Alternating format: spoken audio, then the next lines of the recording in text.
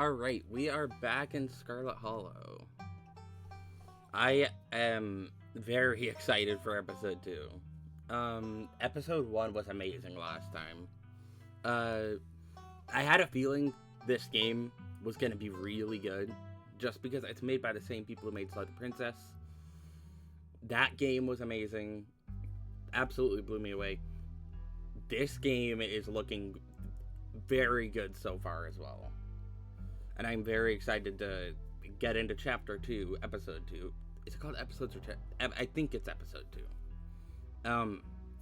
I am very excited to get into Episode 2 and see what awaits. What happened last time? It's been a few days. Right, Duke died in the forest. And then we went to try and figure out what was going on. Couldn't figure out what was going on. And I went home to stay with Stella for the night. I went to stay at Stella's house for the night. And Tabitha is not very happy with me being... From what I remember, she was not very happy in the phone call with me being gone for so long. Let's see what happens. Load. I have my load here. Continue with this. Continue. Recap of episode 1 before you start episode 2. No, I remember. It's only been a few days. You open your eyes. The sun has risen. The birds are singing. You are still alive, and for now you are safe. For now. Your gaze wanders across the unfamiliar room to the window and the woods beyond, and you wonder if the monsters are lurking just beyond the trees, ready to pounce as soon as you leave the comfort of your new friend's family home. You can't help but remember Duke, slumped against a tree, pieces of him scattered across the clearing.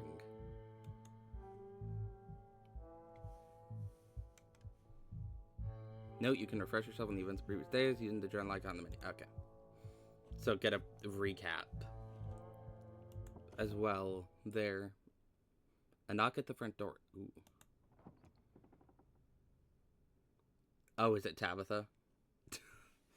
Immediately, it's Tabitha.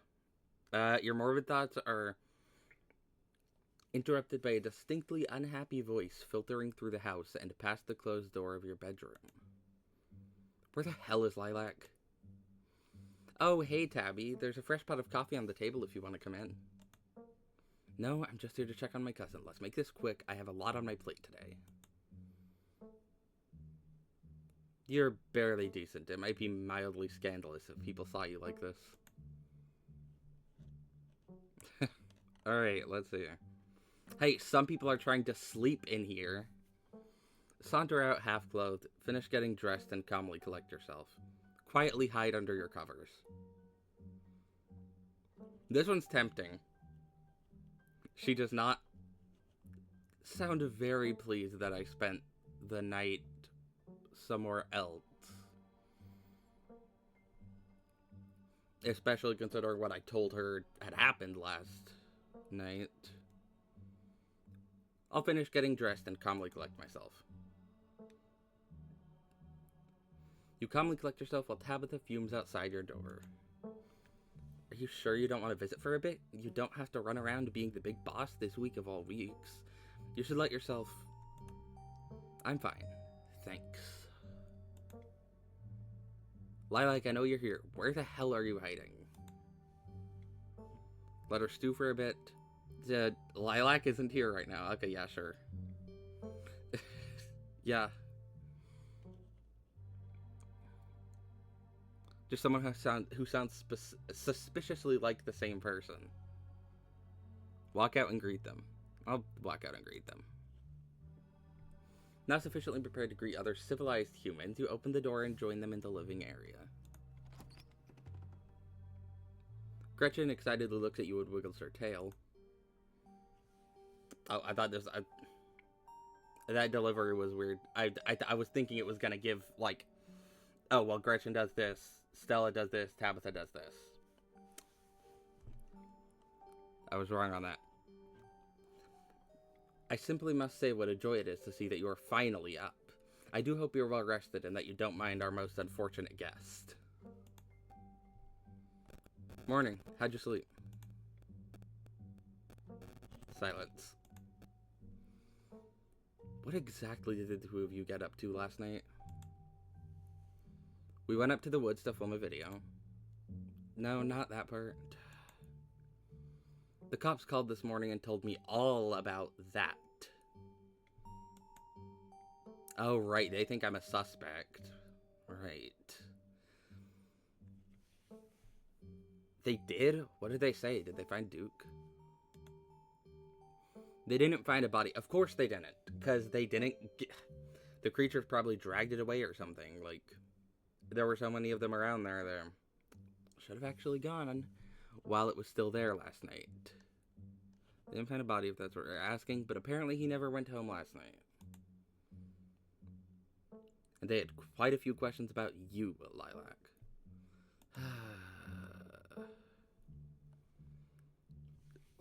Goddamn, my first day in town. Technically second day now, but, you know, they started suspecting the night before. And I'm already being suspected for crimes. Don't worry, I told them you were an upstanding citizen. You should remember that kindness the next time you think about blowing me off to spend the night with a stranger. Hey, don't be so hard on Lilac. I asked her to crash here. And look, I don't care what the cops think, Tabby. There's something horrible out in those woods, and I don't think anyone in this room wanted Lilac walking up that mountain alone last night. Stella, would you mind giving me a moment alone with my cousin? And while you're at it, please stop calling me Tabby. We're not in high school anymore. Yeah, alright. You're not gonna let her treat my dear Stella like that, are you, Lilac?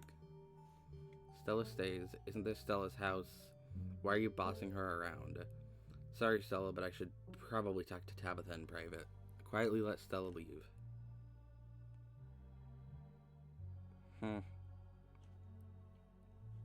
So basically pick a side between them for this. It is Stella's house.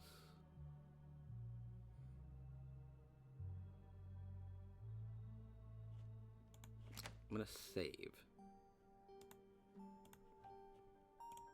Return. One of these two options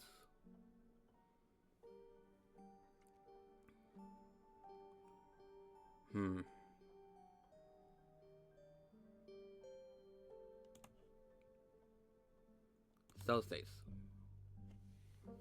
Come on, Tabby, no buried guests in the Richmond household. Whatever, I don't really care if you're here for this. You've been in town for less than a day and my stress is already through the roof. I mean, I get it. Stella got you all worked up and you were too scared to walk home alone. Sure, whatever. That checks out. But I don't care if those woods are chock full of ghouls and ghosties. You had me worried sick.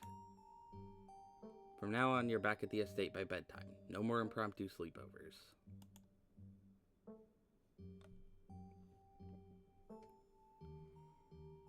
Mystical, I go where I'm supposed to go, and something told me this is where I was supposed to be last night. You're not my boss. You can't run off as soon as I get here and hold me to a different standard. I watched a man die last night. Already told her that on the phone. I feel like that's slightly redundant. I guess it's in case you didn't tell her. But more just specifically, I meant for my specific... Since I specifically chose to tell her on the phone last night. There's actually something out there. I'm sorry, it won't happen again. Lie, I'm sorry, it won't happen again.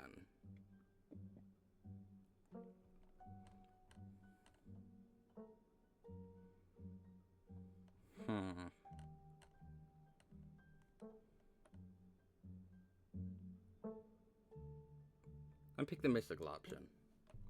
I go where I'm supposed to go, and something told me that this is where I was supposed to be last night.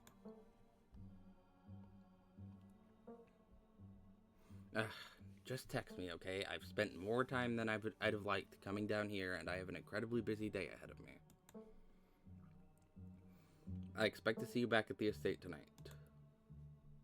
Wait, Tabby, let me know if you're free sometime, okay? Tabitha sighs. Oh, music stopped. You're relentless. We'll see, but don't get your hopes up.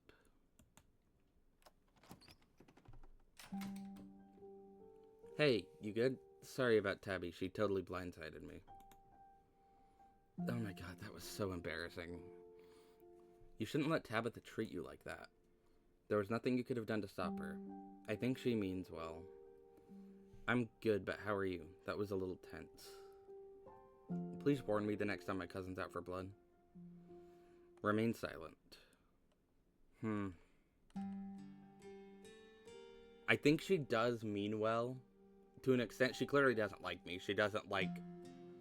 Because her side of the family clearly does not like my side of the family. But I also think she did say specifically that she was worried last night. So she does, I think, mean well to an extent.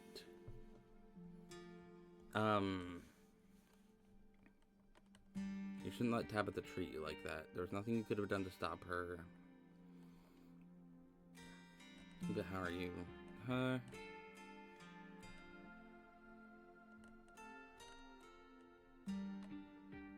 Let me see. Okay, I'm between these two. I'm good, but how are you? That was a little tense. I think we're in the same boat. I probably should have known Tabby would have been stressed about you spending the night here, but I haven't seen her in a while.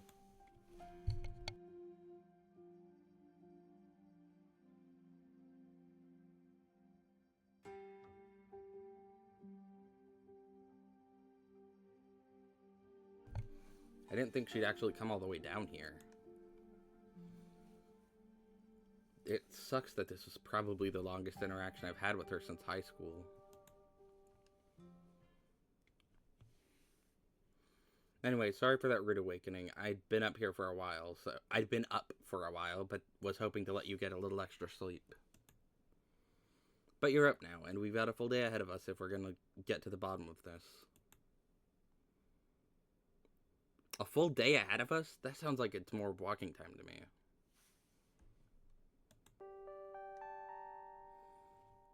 How are you so chipper? I want to ask the other miners about Wayne. Alright, boss, what's the game plan? Do we have to look into this stuff? What if we just skip to town and ride things out? Remain silent. Go with the explorer option. These are good at not advancing stuff while also getting more information. You shouldn't be okay right now. I guess I'm just pretty good at compartmentalizing things. What happened out in the woods last night was horrific, but right now we have something important to focus on. I'll have time to process what happened to Duke when we get to the bottom of things.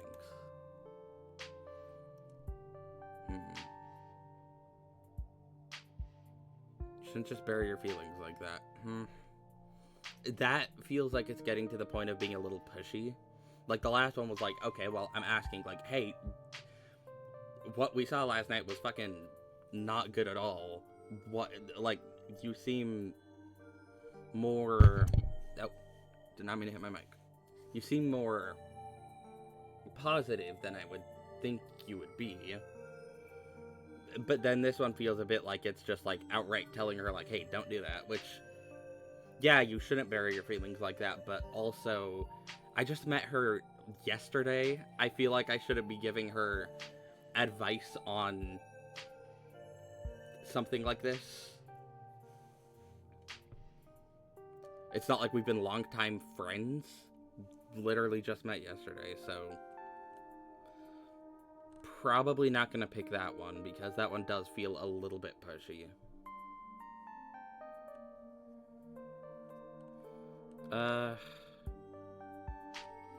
want to ask the other miners about Wayne. I want to check out the mines at some point today. Maybe if some of the miners there can tell us about Wayne. He scared the bejesus out of me last night. Definitely. Kanika's waiting for us at the library, so we should head over there first. But unless we can find something solid on ditchlings there, the mines seem to be the strongest lead we've got. Oh, let me set up a group chat. What's her number? You and Cell exchange numbers.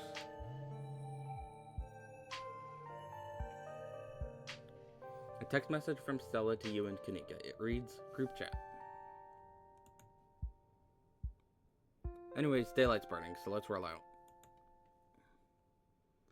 Can I eat first? Let's go head into town.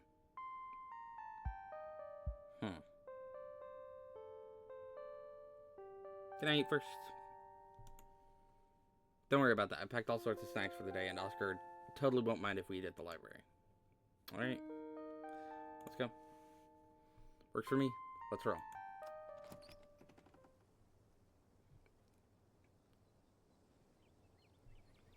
The walk to town was short. Stella's house is barely a stone's throw from what remains of Scarlet Hollow's once bustling main street. You shudder as you stare down the thoroughfare, both from the chill in the morning air and the all-too-present memories of everything you witnessed last night. You see that building labeled Town Hall? That's actually the library. Well, it's also the Town Hall, but that's just a small upstairs office nowadays. I guess the town's not what it used to be. That and our mayor's really into going on walks. I think there's actually going to be a meet and greet later this week. Could be just the pick-me-up that we need with everything that's been going on. Stella may be fond of him, but I certainly didn't vote for that beast. Gretchen doesn't seem to care for him. Sounds fun. Maybe he'll actually take this whole ditchling thing seriously. I wouldn't trust him to help us after how the cops treated us last night. True. Maybe. Yuck. Politicians. Remain silent. I'm gonna pick the Talk with Animals one just because I think these ones are very fun.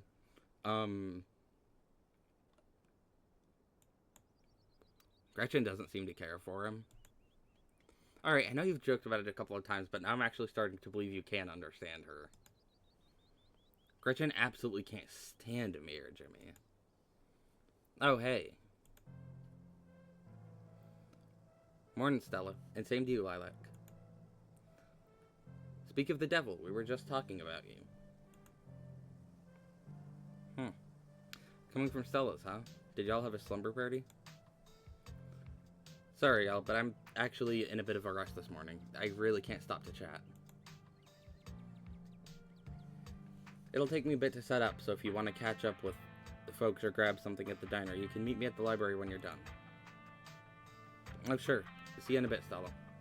Gesture that you'll catch up with Avery and Sybil. Nah, getting an early start seems important. Silently follows Stella. Of course I'm gonna stay. Don't want to skip out on content. Oh, sure. See you in a bit, Stella. Cool. See you soon. Huh. She always has time to chat. Yeah, because she did specifically mention she was kind of like not really trying to think about what happened last night, so if they're picking up on a difference for, like, in her behavior, then, yeah. Did something happen last night? Oh, Stella and Lilac just got up to a bit of trouble, that's all. It's not my place to share.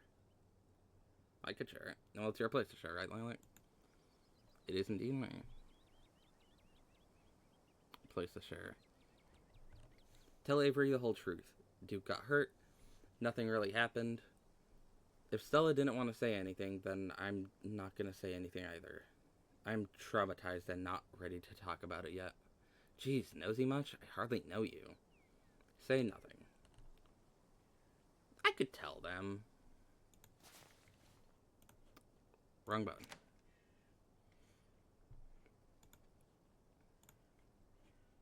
I'm hesitant because also, yeah, Stella didn't seem to want to tell them, but I want to tell them, so I'll tell Avery the whole truth. Stella and I went into the woods to try and find a skunk gate, but we ran into something way worse. Actual monsters. Sybil said that they're called ditchlings, but whatever they are, they killed Duke and have been mutilating the local wildlife. Whoa, slow down. Duke is dead? It's true, I'm afraid. That's awful. Has anyone told Bo? Yes, he's taking it as well as you can imagine. I'll be going up to check on him today, the poor lad. I can't believe you had to see that, Lilac. Tell you what, I'm on break for the next half hour. How about you swing by the diner? Winnie can fix you some of Sybil's new blend and try to calm your nerves.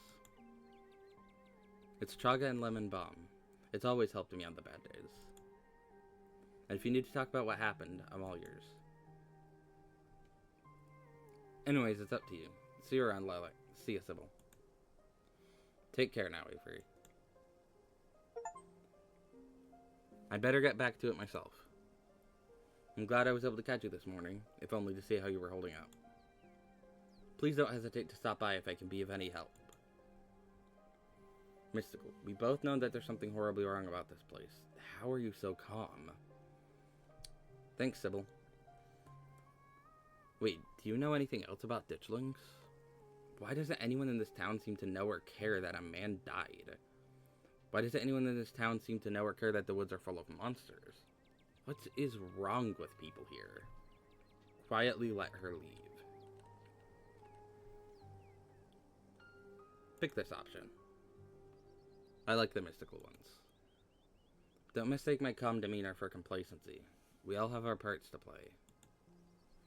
I trust that you and Stella have what it takes to get to the bottom of things. I'm so sorry to cut our conversation short, but I've got things that need tending to. Stay safe, Lilac, and God bless.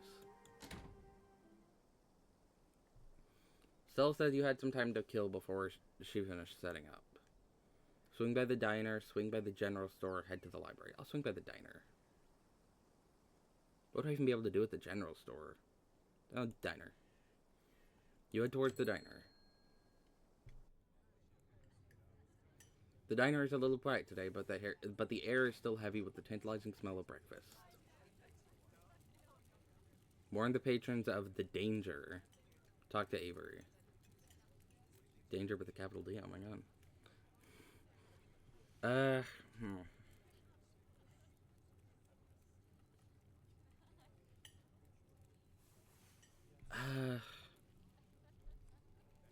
I don't really want to just panic everyone in town. I'll just talk to Avery. I don't think I need to set everyone into a panic here.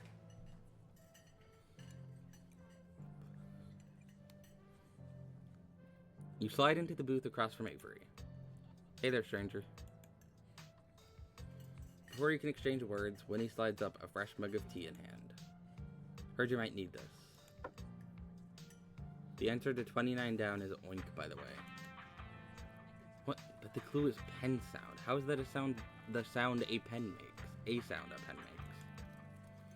Wait, pen, like pig pen? Are you kidding me? How was I supposed to guess that? I don't know why you even bother with those things. They're just gonna frustrate you. It's just something to do to fill the time. Then maybe I should switch to Sudoku. Winnie leaves Avery contemplating daily newspaper puzzles, returning to her seat behind the counter. So, thanks for telling me about last night. If you want to really get into the grisly details, you can tell me. I won't judge. Try your tea. What if you don't believe me? Tell Avery about last night. Last night still feels raw. Why don't we just talk? Try your tea. Mystical. Interesting, I'm getting mystical from tea. You take a gentle sip of your tea. Sybil was right. You can already feel it begin to ease some of the strain and tension from last night's events. Whoa. Color me impressed. Not a lot of folks take to chaga so quickly.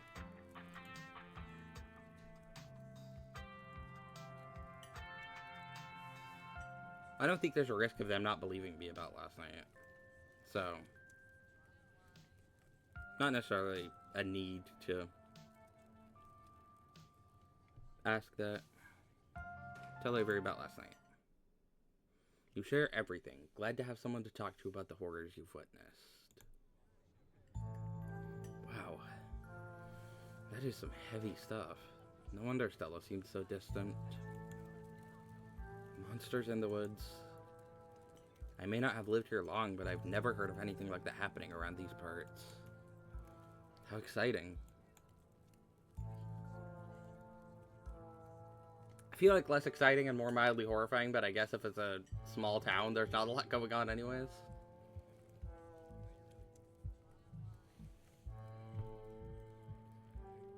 Come to think of it, they are friends with a cryptid hunter, so I guess monsters might be a bit more exciting than to the average person.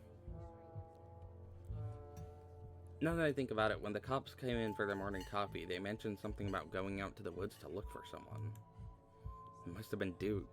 They seemed so disconnected from it. I figured it couldn't be very serious, but wow. What if the cops are in on it? They seem weirdly suspicious of me. I'm sure they've seen much worse. Small town cops not knowing how to do their jobs? Sounds about right. Remain silent. They seem weirdly suspicious of me. I don't get it. They saw Stella's footage, they saw what happened out there, but it feels like so far all they've done is hound me. Hey, I don't know if it'd help your anxiety, but even if they think you did something, I'm pretty sure they wouldn't bother going after you. Those cops come in here every day, and I feel like I know them pretty well by now. Fair. And let me tell you, they have no follow-through.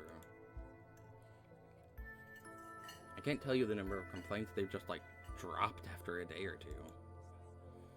And I'll vouch for you if they try anything. That's good. I hadn't pegged you as a transplant. Where are you from? Do you regret moving here? Did you say all of this was exciting? A man's dead, Avery. You should get out of here before things get any worse. You should get out of here before things get any worse and take me with you. Oh, interesting.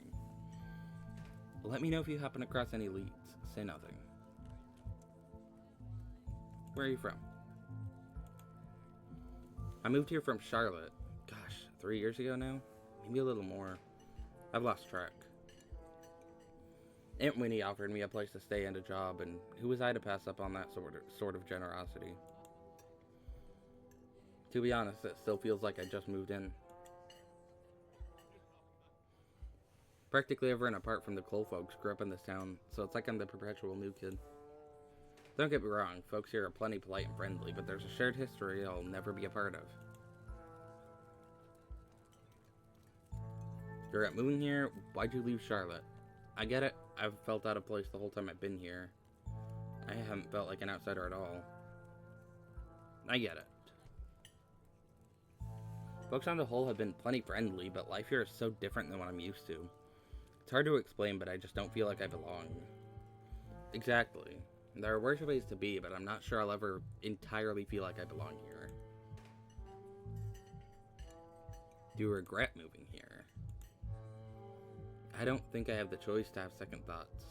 I'm not going anywhere without Aunt Winnie, and there's no way she's leaving this place. Why'd you leave Charlotte, if you don't mind me asking? No, it's cool. I was having some issues with my folks about my education, which wasn't great. Especially since I was still stuck under their roof. When my aunt heard about it, she offered me a job and a place to stay, and the rest is history. Okay, now just non-explore options. Let me see.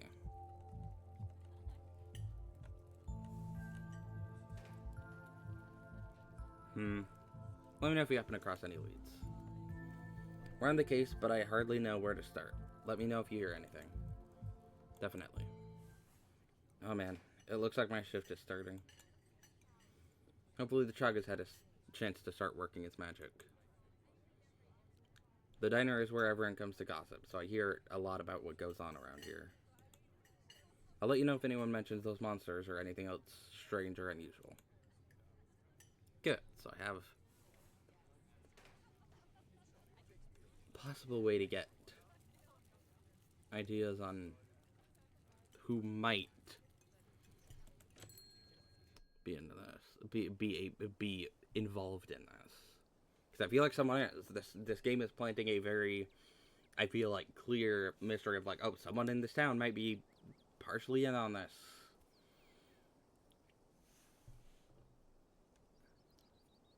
So I am interested in who that might be, if anyone. Swing by the general store. Let's see what that.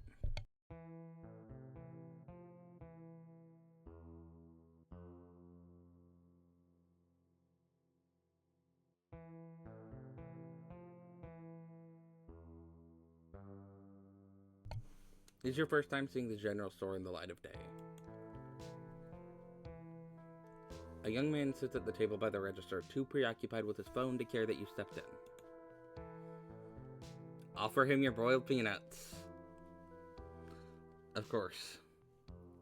You should leave town. There are monsters in the woods. Way to introduce myself. Hi, I'm Lilac. Do you know how to get to the mines? If I wanted to buy chips or something, do I talk to you, or... What you doing on your phone? So yeah, you're done here. I will just introduce myself. I just got to town yesterday. Yeah, I know. Mom told me.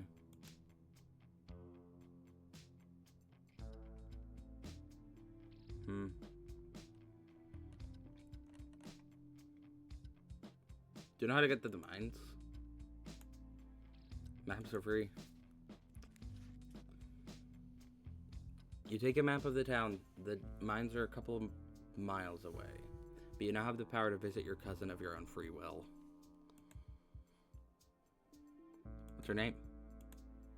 Miles. Is that a name I've heard before? I don't think so. I don't think so. I was trying to think if it was a character that had been mentioned before, but I don't think I've heard that name before.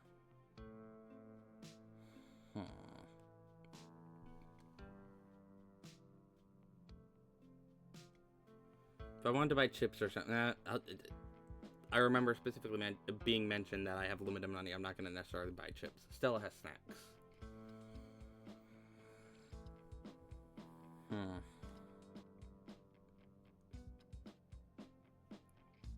This feels like it's a bit like, why would I tell this to someone I just met? And it feels a bit of a creepy option to pick, where it's just like, I walk in and I'm like, you need to leave town now. I'm not gonna pick that one. If I wanted to buy chip again, I'm not. I remember I have limited money. That's presumably going to possibly come in play, considering that I've had, like, with the tip, I had a choice to leave a smaller or larger tip last chapter.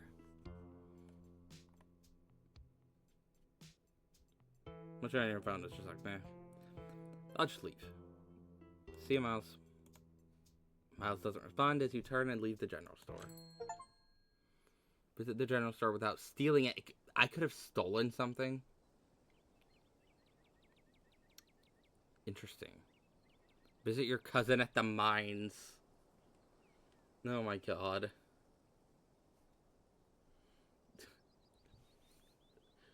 She would not be happy if I did that. I'm gonna head to the library. I wanna follow up on with what Stella is setting up. You enter the former town hall. What once must have been a stately foyer has since been converted into rows of shelves. Meeting rooms and offices long ago gave way to assorted reference collections and reading areas. Oh hey, you made it. Settle in at Stella's table. Shush Stella and point at all of the books before heading over to her table. Settle in at Stella's table. You walk over to Stella's table and settle in. Glad you found the place. Hey Lilac, you look tired. My goodness, whatever happened to common decency? You can't go around telling someone they look unwell. You look marvelous, Lilac. Love talk with animals. It was hard to fall asleep last night, all things considered. I'll sleep when I'm dead. I'm pretty amped up, actually. I've never done a Scooby-Doo before. Kaneki, you can't just tell someone they look tired. Remain silent. I'll like this one. Yeah, it was pretty hard to fall asleep last night, all things considered. With all of those dreadful creatures in every nook and corner, it is a wonder you got even a wink. I can't say I got a wink myself. Yeah, same. Anyways, I guess we should get started. Hey there, strangers. And literal stranger. Offer him your broiled peanuts, of course. Introduce yourself or remain silent. I'll introduce myself. Hey, I'm Lilac, Tabitha's cousin. I'm in town for the funeral. Oh, I should have known you were a Scarlet. You look so much like Vivian. Not that I knew her very well. I was still a little kid when she left. But that Scarlet resemblance, it's strong. Makes sense why Everett immediately recognizes that I'm Tabitha's cousin then, because there have been so many characters last chapter who just immediately saw me without me even saying anything. They were like, oh, you must be Tabitha's cousin. Which I guess also makes sense because, like, everyone seems to know about the funeral, and someone who comes in town happens to be the week of the funeral, so I guess that makes sense, but it's still funny. I'm Oscar Gutierrez, chef librarian, and chief librarian, not chef librarian, and only librarian. Oscar's amazing. He practically built this library from scratch. Yeah, I'm a little jealous of what the kids around here get to grow up with. They don't know how good they have it. Back when I was in elementary school, all the library had was a couple of shelves of boring books donated by old people. Y'all are too kind. But speaking of kids, have either of you seen Rosalina around town? I don't want to be a helicopter dad, but she hasn't been answering my texts, and I wanted to make sure she isn't getting into trouble out there. You know the crowd she hangs around with. They're good kids at heart. I'm sure they're just up at the old Maxwell place doing teen stuff. Maxwell place? Wonder where that is. What that is, as well. Went up there plenty of times in my day, but I'll be sure to keep my eyes peeled. What's the old Maxwell place? I can ask about it. It's this great old abandoned spot, and it's practically a magnet for young people. Even honor students aren't free from its call. I can't believe I used to be so reckless. The floors there were like Swiss cheese. I should really have a talk with Rosalina when she gets home. I don't like the thoughts of teens getting up to mischief with all those ditchlings in the woods.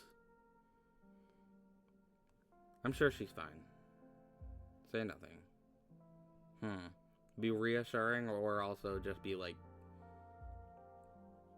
yeah, I don't like the idea of people being in the woods in general. But also maybe that's not the most reassuring thing to say right now. I'll say I'm sure she's fine.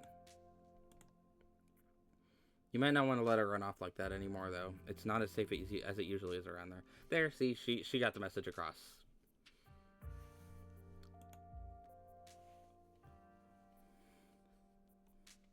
Is that so? Kanika's right. There's some weird stuff going on out in the woods. Better put than just saying outright monsters in the woods. Okay, never mind. We're directly talking about the monsters. You know what? It's better to lead into that by just saying there's some weird stuff happening in the woods first, and then talking about what is actually happening. That's actually why we came in today. Have you ever heard of creatures called ditchlings? They apparently show up around places on the brink of disaster, and they kind of look like if the Pillsbury Doughboy was a creepypasta.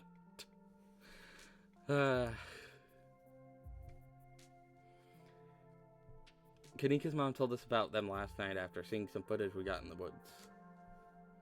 Ditchlings? Doesn't ring a bell. Dang, worth a shot. Okay, if you were to say trying to predict a horrible disaster that might befall our town, where would you start looking? Well, they say history repeats itself, so I'd probably try and figure out what sort of disasters this region typically falls prey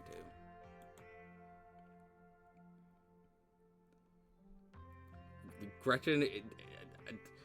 Why is Gretchen just looking forlornly at me? Should I be worried about something? Just looking directly into the screen. I don't know yet. I'll be right back. Gotta go nab some more books. Behave while I'm gone, Gretchen. Oh, you don't have to worry about her, Stella. You're such a good dog, aren't you, Gretchen? Here, have a biscuit, old cow. Won't you the sweetest thing on two legs? Gretchen inhales the soft biscuit, drool leaking from her toothless mouth as she swallows it whole. Pretty sure Stella's barking up the wrong tree, Oscar. I don't think you have to worry about any horrible calamity befalling the town. But she's right about the weird stuff. There's definitely something unusual going on out in those woods. Mystical. Do you really not feel where all of this is going? The moment their whispers made their way to me, it's like everything started to click into place. A reckoning is coming for this town. The man's already dead. It's nothing that we can't get to the bottom of. Whatever's out there in the woods has been brutalizing the local wildlife. Get out while you still can. Remain silent.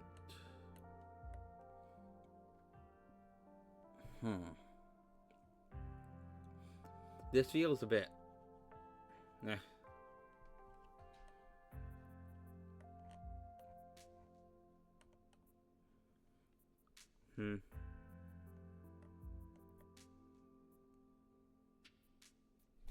Maybe one of these two?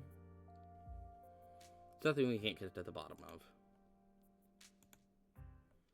I'm gonna try calling Rosalina again. Oh, no, I have a bad feeling about this. Music stopped again. I'm sure she's fine, really.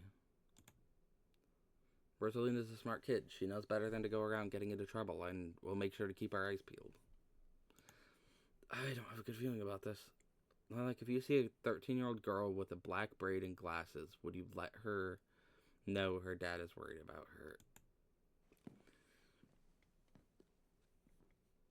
Oscar anxiously wanders off, phone in hand. I am worried about this. I don't have a good feeling about that. Got him. Just grabbed a whole mess of local history books. Stella sets a massive pile of books on the table and pulls up a chair. Oh, right. This is going to be so much faster with the two of you here to help out. Got our snacks, got our books. Let's get this research party started. Reading awaits. Flip through Veins of Scarlet, A History of the Scarlet Hollow Coal Mines. Flip through Silas Scarlet, Soldier, Woodsman, Leader.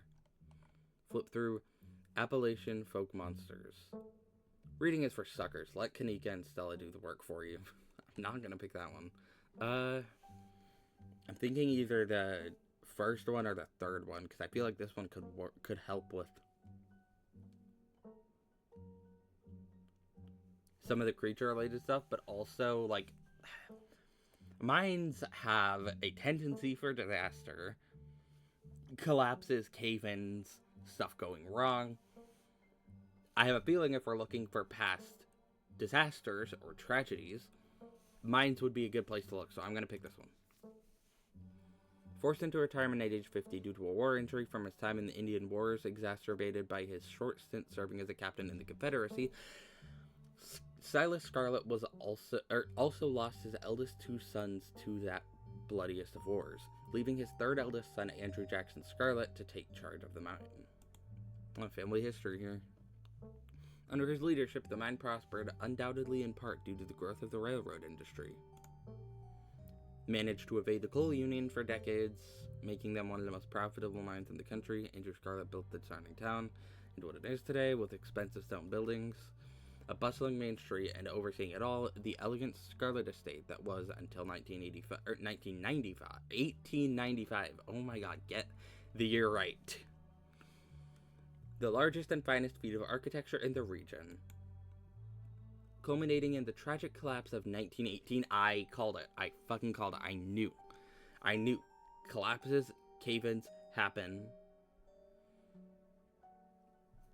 I knew this was where we were going. That's why I looked to the mines, because they are not safe. It was found that Charles Shaw, the co-manager of the mine, had loosened security measures to increase production during World War I, resulting in a fatal collapse and the deaths of over 160 men and boys, some as young as 10. Yeah, that's mines. The casualties included Andrew Jackson Scarlet's son Theodore, his brother Enoch V. Scarlet, who would take it. I couldn't tell if that was a V or a 5, but then I realized a 5 in the middle of the name when it, like if it was like Enoch Scarlet the Fifth, that would be after the name. But yeah, it's V. Who had taken over for their aging father during the bustle of the war, managed to pull the mine from the brink of ruin, thereby saving the town. So this is how your family made its fortune. Hi. Appalachian folk monsters, I feel like, is the second best. A few entries catch your eye. Oh, so I have more options within here. Wampus cat, a large cat-like creature with a loud howling voice, often said to sound like a woman crying out in pain. That's also just mountain lions. Those sound like that. So there's a possibility that that one's based entirely off of mountain lion presence in this area. Could be real. Again, this game has monsters, clearly. Yeah. That's what that immediately reminded me of, was like, yeah. At least I think it's mountain lions. Are those the ones that, like, if you hear, what sounds like someone screaming in the woods in the middle of the night, but you don't actually, like, notice any signs of any people nearby, it's likely mountain lion? I think mountain lion. Tommyknockers. Enigmatic, cave-dwelling creatures primarily known for causing mischief. I have a feeling we're gonna... If those are real, the mines are gonna have some issues, I feel like. Tailipo, a small creature with a long tail and wide yellow eyes.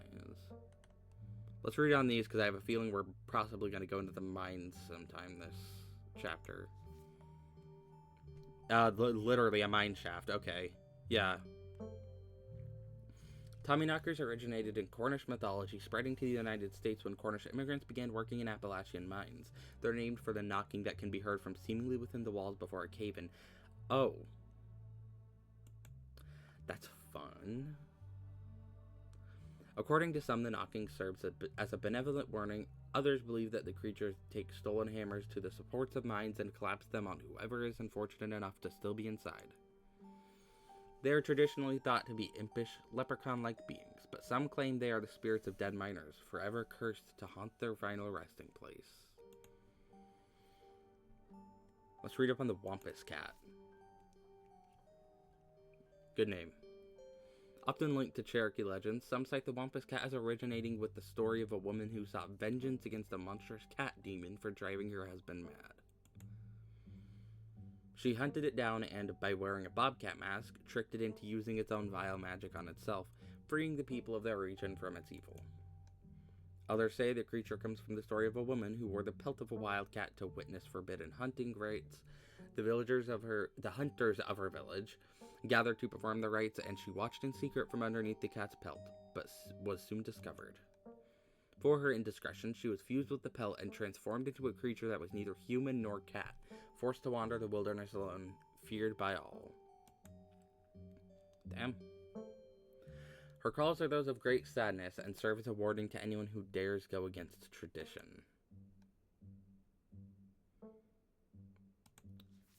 Read up on the last one. There was a hunter who lived in a tiny cabin in the middle of the woods, all alone with his hunting dog. One night, after a particularly bad week of hunting, both their stomachs empty, the hunter spied something out of the corner of his eye. Oh. That's mildly horrifying. Some small creature had gotten into the cabin through a hole, and before he could even figure out what it was, he'd drawn his gun and fired at the thing, his hunger guiding his actions. But it was quick, and ran back through its hidey hole and out of sight, leaving only its long black tail shot off by the hunter's rifle. Guess this'll have to do, he said to his dog, and threw the tail in a pot to cook a soup. He and his dog ate well that night. The tail filled them both up. The hunter crawled into bed satisfied, and his dog curled up at his feet. He woke up to the sound of long nails scrabbling across wood. His dog was nowhere in sight, only a rumpled spot on the covers where he'd been, and in the gloom he saw two big yellow eyes staring right at him. I want my Tailipo, a high hoarse voice croaked from the darkness. Go away, he screamed at the thing. But stepped closer to him, still shrouded in darkness, the sound of long claws dragging across hard wood accompanying its movements. I want my Tailipo, the creature growled again. I'll get my dog after you, the hunter squealed, his voice catching in his throat with fear, but there was no dog to be seen. I want my Tailipo. Before the hunter could so much as scream, the creature leapt from the darkness, long claws stretched out towards the hunter. No one is sure what the creature did to him that night, but the next morning, all that remained of the hunter, his dog, and his cabin was a chimney, standing alone in the woods. You're done here. Not quite as informative as I thought that would be. But if we go out cryptid hunting again, I have more information on cryptids.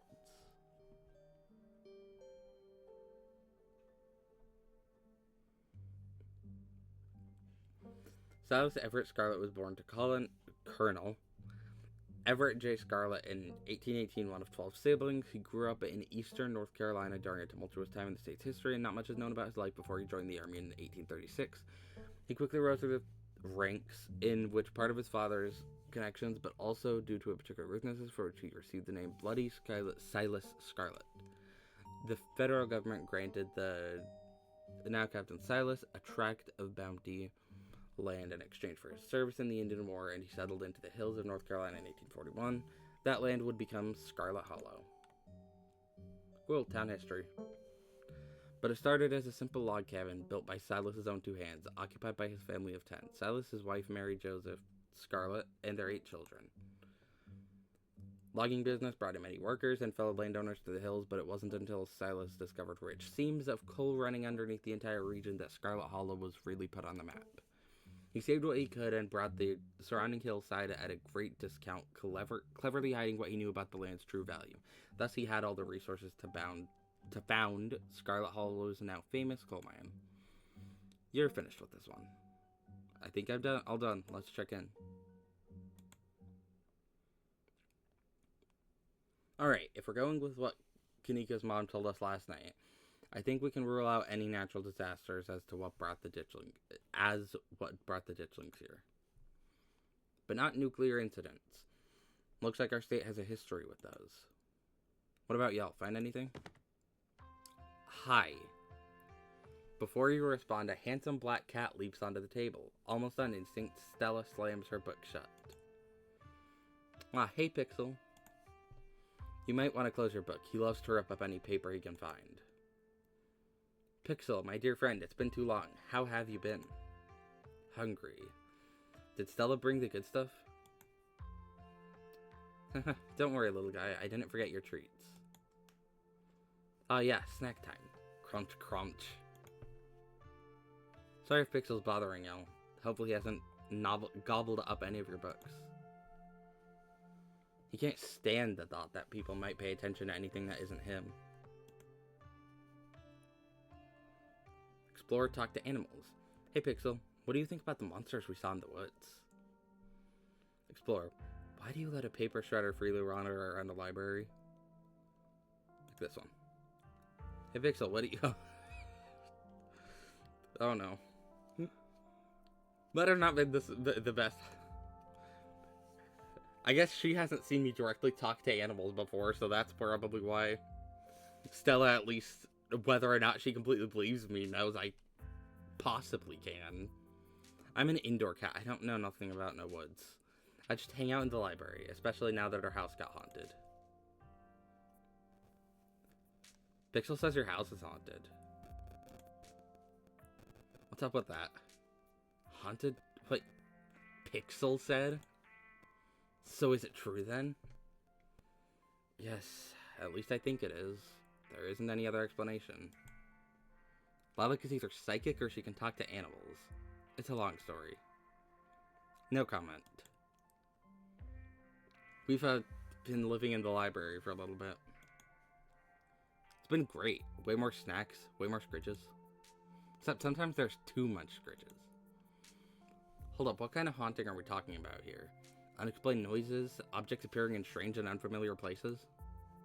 Oh, Oscar, don't get her hopes up like that. Nothing like that, sorry. The floor in Resolution's bedroom just keeps seeping blood, and I've seen a strange figure in the hallway a couple times. That's concerning. A good reason to move out of a house. Yeah. Wait, you've seen a full-body apparition? Can I see it? Stella, how many times have you gone on ghost hunts and been tricked by shadows? You know what it's gonna be. But what if it's an actual ghost? Mystical, I believe him. It's totally a ghost. Let's go bust it. It's worth looking into. I'm with Kanika. There's probably a very normal and a very boring explanation. I believe him. I can practically feel the haunting as we speak. Well, we do live in the annex behind that building. Y'all are more than welcome to check it out. Maybe tomorrow night? Yes, we'll be there. Yeah, that sounds like a fun way to spend an evening. Can't wait to get spooked by some creaky floorboards. Oh, that's gonna be when the big event this chapter happens, isn't it? It was the forest last time. It's gonna be in the house this time. Why do you let a paper shredder freely wander a library? Why don't you mind your own business? Have you seen this little guy's face? How could I say no to that? Leave Pixelby. You decide to leave Pixelby. The cat curls up on the table, fast asleep. Alright, I better get back to shelving. Let me know if y'all need anything. Any luck with Rosalina? Stella, what was that you were saying about nuclear incidents? Do you think there's a cult here? Talk about Veins of Scarlet. Talk about Silas' Secret. Talk about Appalachian folk monsters. Do you think Wayne factors into any of this? Why don't we just help look for Rosalina? What do y'all think? Remain silent.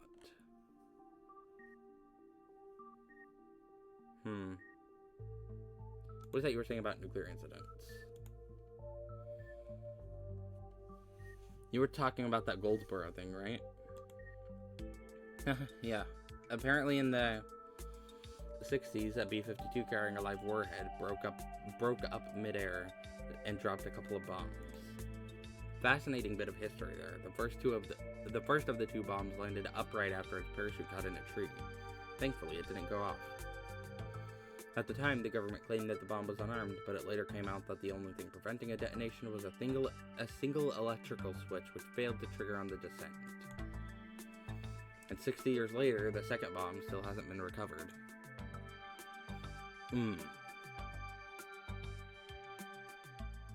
Are we sure about that?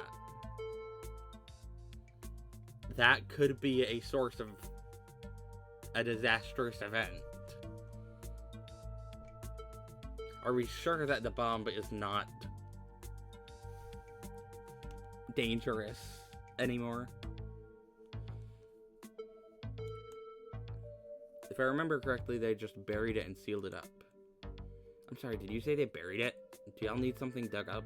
Because if so, I'm your gal. I don't think disarming nuclear bombs is part of our skill set. So the nuke made the ditchlings. If the bomb is somewhere else, why would there be so many ditchlings here?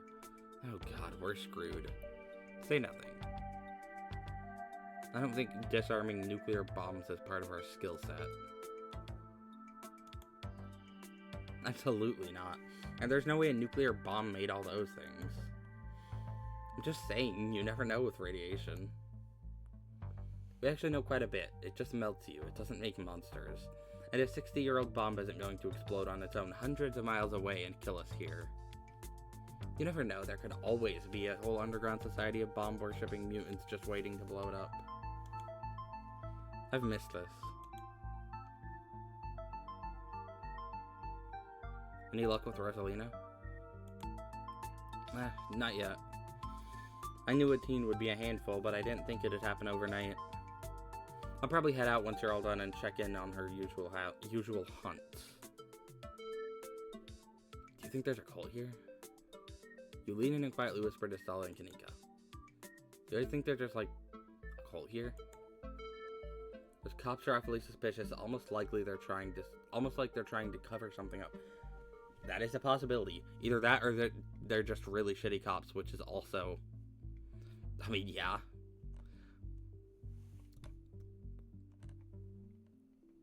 Maybe the ditchlings were actually nudists doing some sort of weird ritual. Maybe the ditchlings were, like, summoned. A lot of folks here feel tense and closed off. Leave it at that.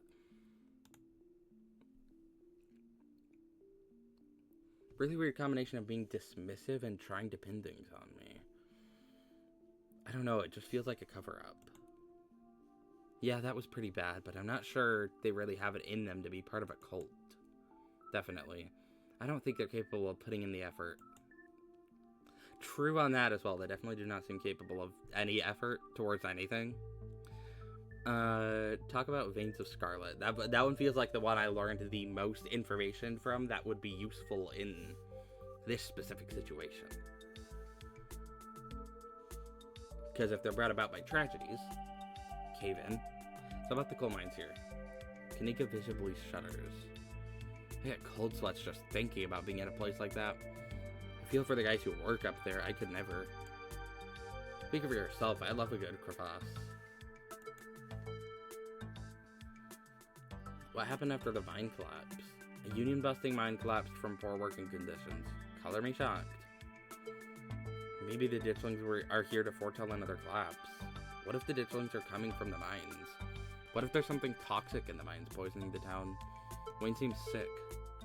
I'm not sure how they tie in, but the mines seem important. The whole town is built around them. The mines seem too obvious. It's gonna be something else. It's gotta be something else. A union-busting mine collapse from poor working conditions? Color me shocked. Yeah, it's pretty awful. That's what that sculpture out front is for, commemorating all the men and children who died that day. Every kid in Scarlet Hollow learns about the collapse of 1918. Our teachers love to emphasize how many children they had working down there, probably to try and show us how good we have it or whatever. Low power if you ask me. You know, that could be what the ditchlings are warning us about, another collapse. Writing it down on the list of potential disasters. Stella, that's morbid. And besides, it was all Charles Shaw's fault. The labor market is way more strict now. There's no way you could get away with the kind of safety cutbacks he pulled. Y'all didn't actually think the mine is about to collapse, right? No, I don't think so. Phew, any word there for a second. I hate to give Tabitha any credit, but the mine is safer now than it was back then. Still, what a horrible thought. You never know. What happened after the mine collapse? The book just kind of glosses over that. There was a union for a little bit, but it didn't last. There's not a whole lot written about the past century here. Yeah, the Scarlet Hollow mine isn't exactly the most ethically run business. I'm sure Tabby runs the mines better than what Charles Shaw did. Still hasn't let the union in, though. There's a reason she and I don't talk.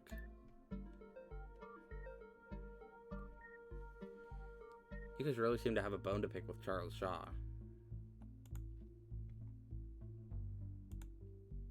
That's what happens when someone directly causes a monumental disaster, especially in a small town like this. People tend to spit when they hear your name.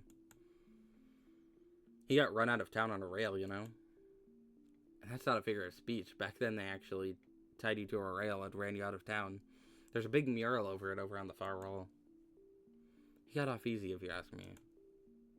I agree with Stella. Maybe the ditchlings are warning about another collapse. Yeah, honestly, I mean, that seems like the most plausible thing. Could be something else, but also, you know. I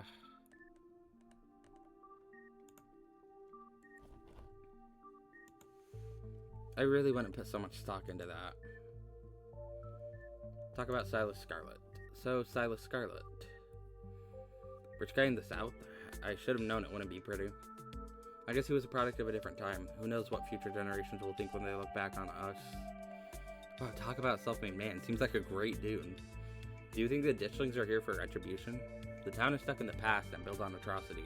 It's already practically collapsing onto itself. No offense. He seems like a terrible person, but I don't see what that has to do with bad omens or creatures in the woods. I don't think he's really relevant to whatever's happening right now.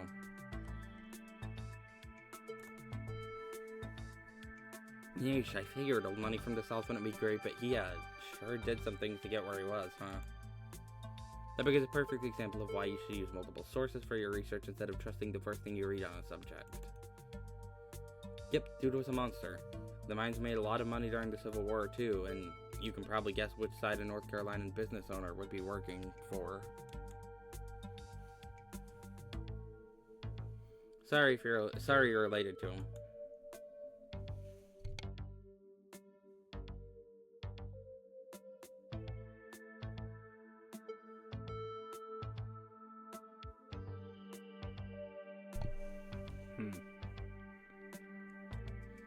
Do you think the ditchlings are here for retribution? That seems tenuous. Assuming Kinika's mom is right, they're here as an omen, not because they're gonna do something themselves. And I think we know how I feel on the matter. And talk about the last book I read. So, Appalachian folk monsters. Wampus cats kind of sound like they could be mountain lions. That they do. Do you think the ditchlings are Tommy knockers? I mean, they also could be, yeah. Do you think Wayne is a Tommy knocker? My mom used to tell me that Taily Post story. I'd totally forgotten about it. Never mind. Wampus cats kind of sound like they could be mountain lions. Voice like a woman crying out somewhere between person-sized and cat-sized. Definitely, they're 100% mountain lions. Kinika, you know there are no mountain lions up here. I thought you were supposed to be a skeptic. Now, Stella, one of these days you'll trust us.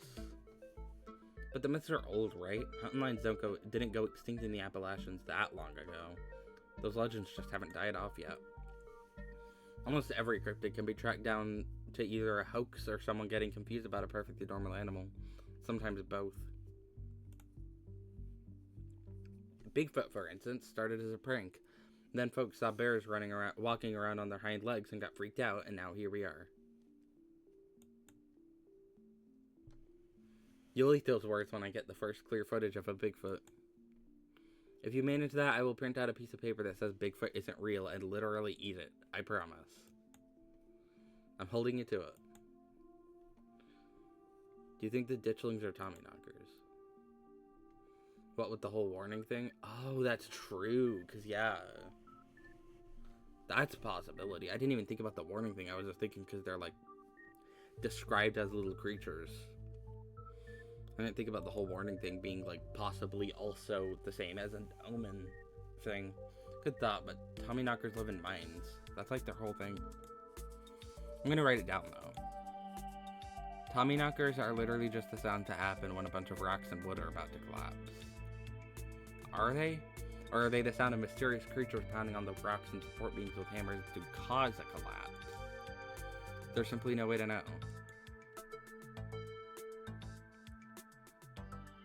My mom used to tell me that Taily Post story. I'd totally forgotten about it.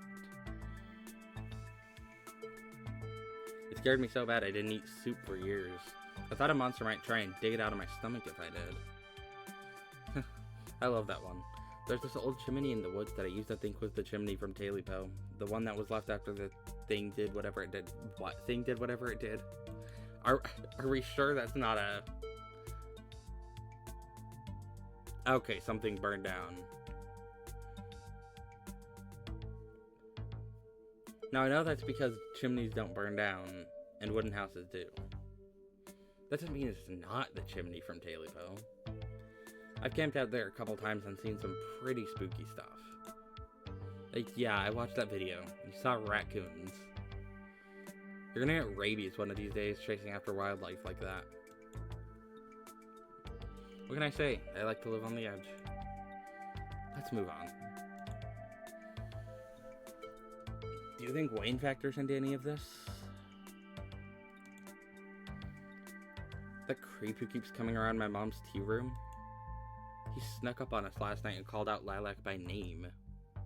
Yeah, there's definitely something wrong with him. Maybe he's sick. Maybe that has something to do with what you saw in the woods. I don't know. I'd buy it. We should check out the mines. Okay, so I guess save here. This feels like I'm getting a choice of what to do here.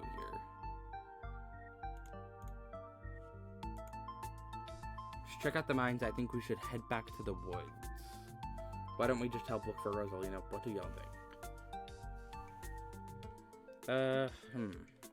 I am interested in the mines.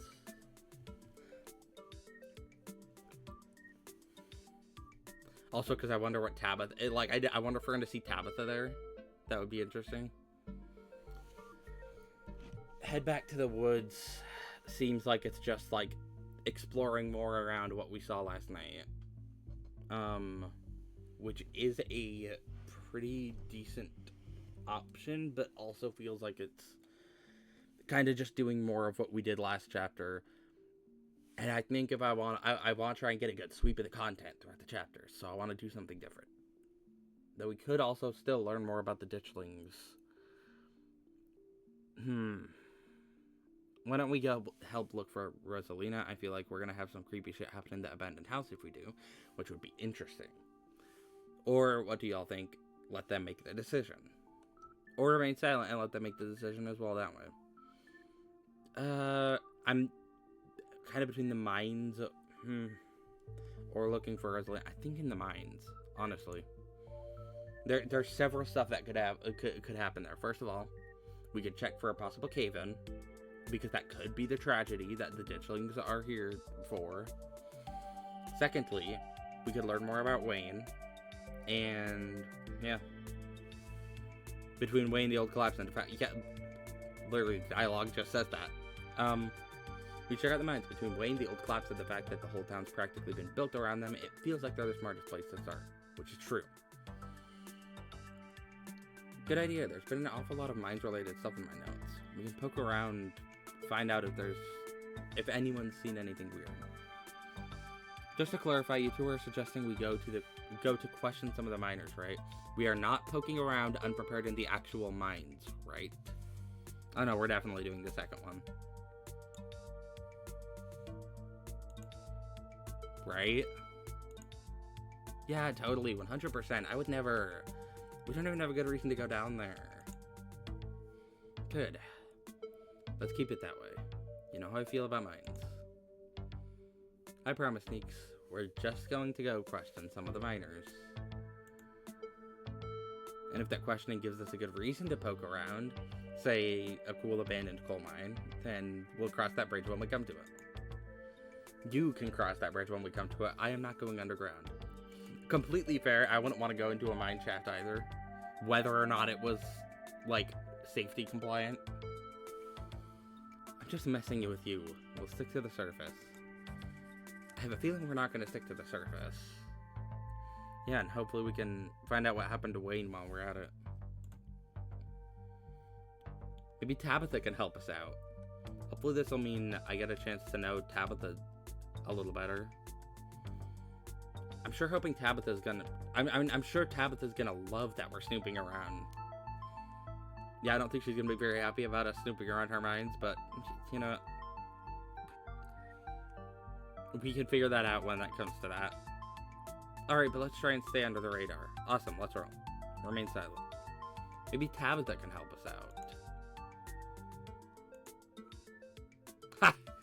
No, I don't think she'd be super jazzed to see any of us snooping around the mines. I can't imagine what she'd do if we actually bothered her while she's trying to run the place. She does get a little grumpy when she's at work. She gets grumpier at work. I'm pretty sure pissed is that girl's baseline and level of existence. Chatting over dinner might be a better way to get to know her.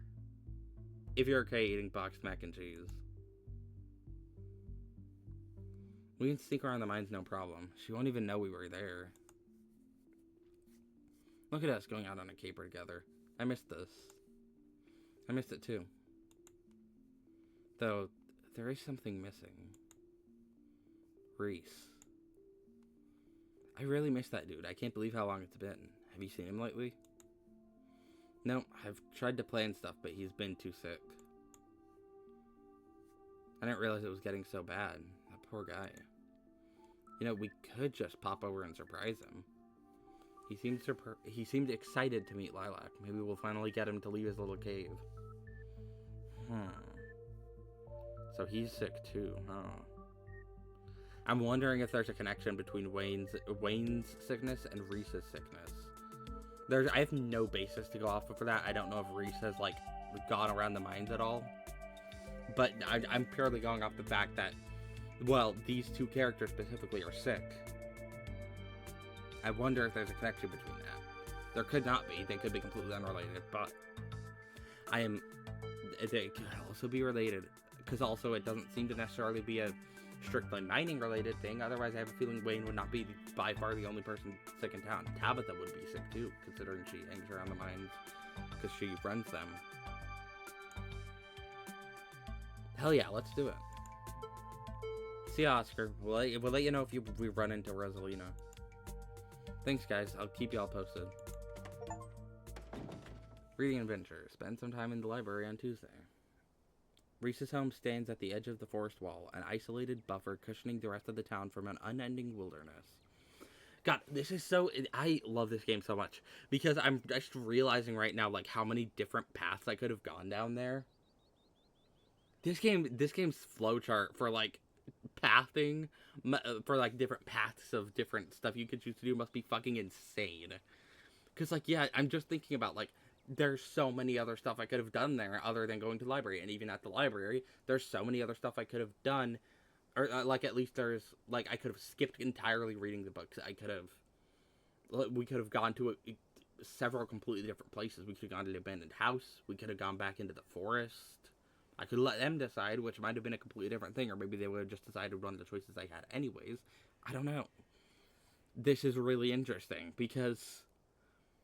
Oh, this is going to be a game I replay. I know that. Because there's just so much you can do. I really like this. Alright, Reese's home stands at the edge of the forest wall, an isolated buffer cushioning the rest of the town from an unending wilderness. I might have already read that before talking about the game. I'm also going to save here, just because it feels like we're going into a new section. Reese, it's Stella. I brought some buddies, too. Shh, not too loud. He's still sleeping. Can I help you with something? The woman in the doorway stares directly into your eyes. You can practically feel her simmering irritation washing over you. Hi, Dr. Kelly. We were wondering if it would be okay if Reese could come hang out. Nothing strenuous, we promise. I'm not going to wake him up. If he's sleeping, he probably needs it. Whatever you two have planned is probably beyond what he can manage right now anyways. Oh no, poor Reese. It's just been so long since either of us have gotten the chance to hang out with him. I'm sure he and Lilac would get along super well, too. Offer her your boiled peanuts. Hi, I'm Lilac. Hi, I'm Lilac, Vivian's kid. Can I please talk? Stella, if Reese is that sick, we shouldn't be dragging him along on adventures. Yeah, nothing strenuous here at all. Remain silent. Introduce myself. Feels like the best option there.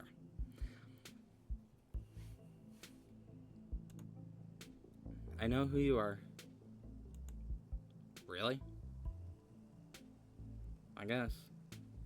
The way she avoids looking at you as she speaks. I mean, I guess I do. Yeah, again, as mentioned earlier in the chapter, I have a very strong resemblance to the rest of the family, so makes sense. Makes you feel like you've done something wrong, even though you're pretty sure you've done nothing at all. Reese's mom turns back to the house, sighing. Sorry, I know that was a little rude. You just want to hang out with Reese, and he misses both of you too. He's usually feeling his best around mid-afternoon. Why don't you come over tomorrow? We can have some supper and y'all can hang out there for a bit. Okay, so that's going to be the chapter 3 thing we do. That's going to be chapter 3 is we're going to go over to hang out with Reese, presumably get into some adventure shit. I don't promise that he'll be perky, but I'm sure it'll brighten his spirits to see you two again. And I suppose you can come too, Lilac. That would be great. I can bring a side dish, maybe deviled eggs. Does he still eat those? No, eggs are a little bit much for him. They don't settle well. You can leave the cooking to me. I know what he can handle. Okay, I'll bring a soda then. It's not... Okay, yes, fine. You can bring a soda. Nothing with caffeine. Ginger ale, preferably. Oh, and leave the dog at home. She might cheer him up. You know, they have those therapy dogs in the hospital. No dogs. Wait, I never. The absolute gall. Gretchen. Thanks so much, Dr. Kelly. We'll stop bothering you now. See you later. Dr. Kelly nods in acknowledgement and quickly shuts the door. The sound of several locks clicking into place can be heard from within. God, that one makes me so nervous. She used to be so nice when we were kids. Always had the best stickers when we had to get our shots. Maybe she's just stressed about Reese. Or maybe she's just nice to kids. Either way, I guess it's just the three of us. You gonna drive? Yeah, sorry. I don't like the thought of going up there without the van. Cool. I'll take my shortcut then. It shouldn't take long for me to get there. You're welcome to tag along, Lilac. Don't worry, I won't be offended if you'd rather ride with Kanika. I'm sure you're probably sick of the woods. Either way works for me. Alright, let me see. So, either go with Kanika or Stella. Okay. Alright, Stella, what is actually up with you in cars? The mines have got to be a way off, right? A ways off, right? I'm gonna save, because I'm not quite sure this is gonna be taken well, because I'm not... Again, this feel... Should I? I don't know. This feels slightly... pushy. A bit. I don't necessarily need to ask her every time this comes up, but I am curious. I will ask this one time. And I will not ask again unless she specifically chooses to say. Don't worry about it, Lilac. There's a lot of junk in the back of my van. It gets a little tight with more than 2 people. Okay, yeah, maybe that wasn't the best choice. Walk with Stella. I'll walk with Stella. We'll meet you there. The woods are calm and serene compared to last night, though you can't help but feel that danger lurks just beyond the trees. Hey, thanks for coming along with us. With Gretchen and me, I mean. I hope I haven't seemed too cold about everything that happened last night. The truth is that I'm barely keeping myself together. I just don't know how to let it out. Duke died out there last night, and I can't stop thinking that it might have been my fault. Oh, because she froze up in the moment, yeah. If only I didn't drag you along into the woods. If only I did anything when everything went sideways. She didn't do anything wrong. I just wish she could understand that. She's such a good girl. Stella pauses, searching for what to say. It's like there's this guilt boiling under my skin, but the only way I can process what happened is by turning off the part of me that feels things. Oh. When I'm around other people, it's like I think of Duke dying as just a thing that happened. Like it's just part of another video. Because if I actually admit to other people that I feel something, then I'd have to admit to myself that what happened is my fault.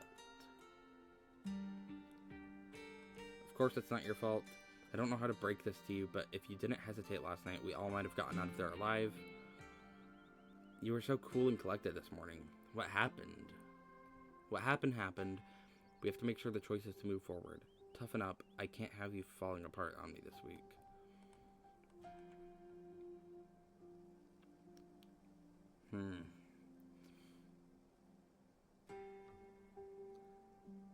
See, she did freeze up, and she probably could have either helped the Duke while I helped Gretchen, or helped Gretchen while I went to help Duke there. But also there's a possibility that things would have gone that way regardless.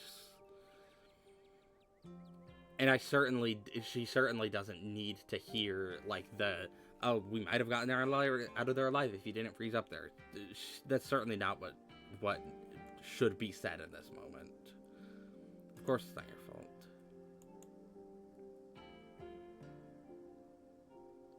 It's nobody's fault. It's because, yeah, I went to help Gretchen. It's not Gretchen's fault. She didn't do anything there other than get grabbed. Tabitha's fault. I don't even know where that would go from. It's nobody's fault. You and Gretchen have gone into those woods at night dozens of times by yourself, and nothing like this has happened before. How could you have known? Thanks, Lilac. I think I needed to hear that. The conversation comes to a dramatic halt, with you, Stella, and Gretchen all whirling around to face the source of the sound. Oh my fucking god, who is it going to be this time? Who is it going to be this time? Hold on, I'm going to get a drink of water before this, because I have a feeling something's going to happen.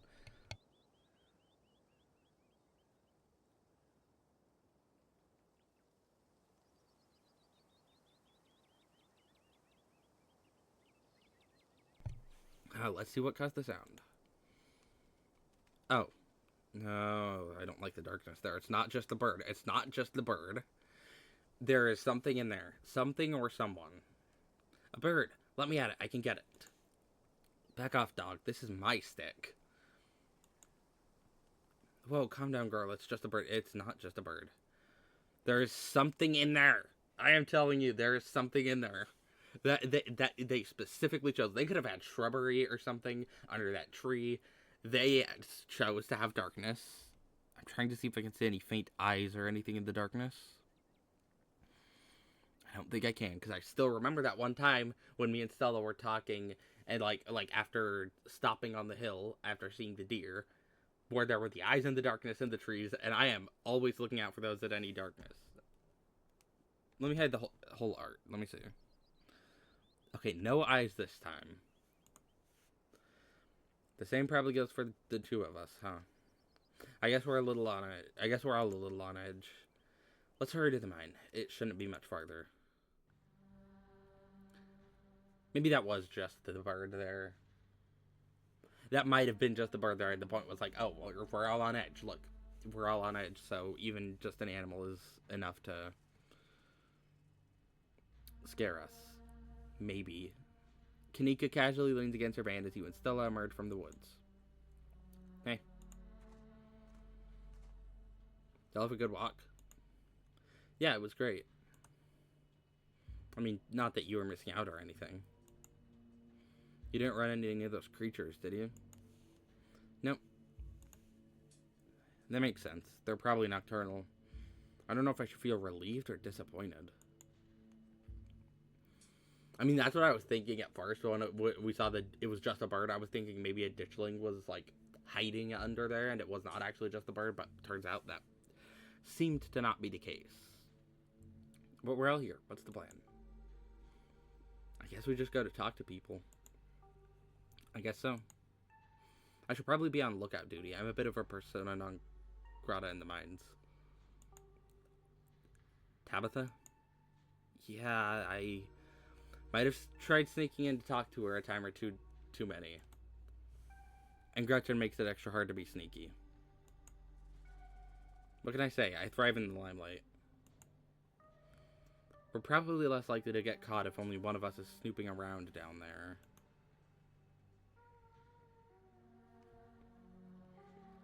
If Stella's on lookout duty and only one of us is going in, what's the third person doing? I take it I guess one of us could go and talk to the miners outside, because I remember Kanika specifically mentioning, like, oh, we're just going to talk to the miners outside of the mine, right? Not actually going down into the mine. Yeah. I take it I'm the one of us you're talking about. I've got this. I'm not interested in sneaking around. I'm going to go find my cousin. Talking to people scares me. You should do it, Kanika. Remain silent. If Stella's on lookout duty and only one of us going in, what's the third person doing? You know those cheesy rom-coms where someone wears an earpiece on their first date? Whoa, do you have some kind of surveillance rig in the back of your van that I didn't know about? What? No. I have a pair of earbuds with a really good mic. We can just do a group call.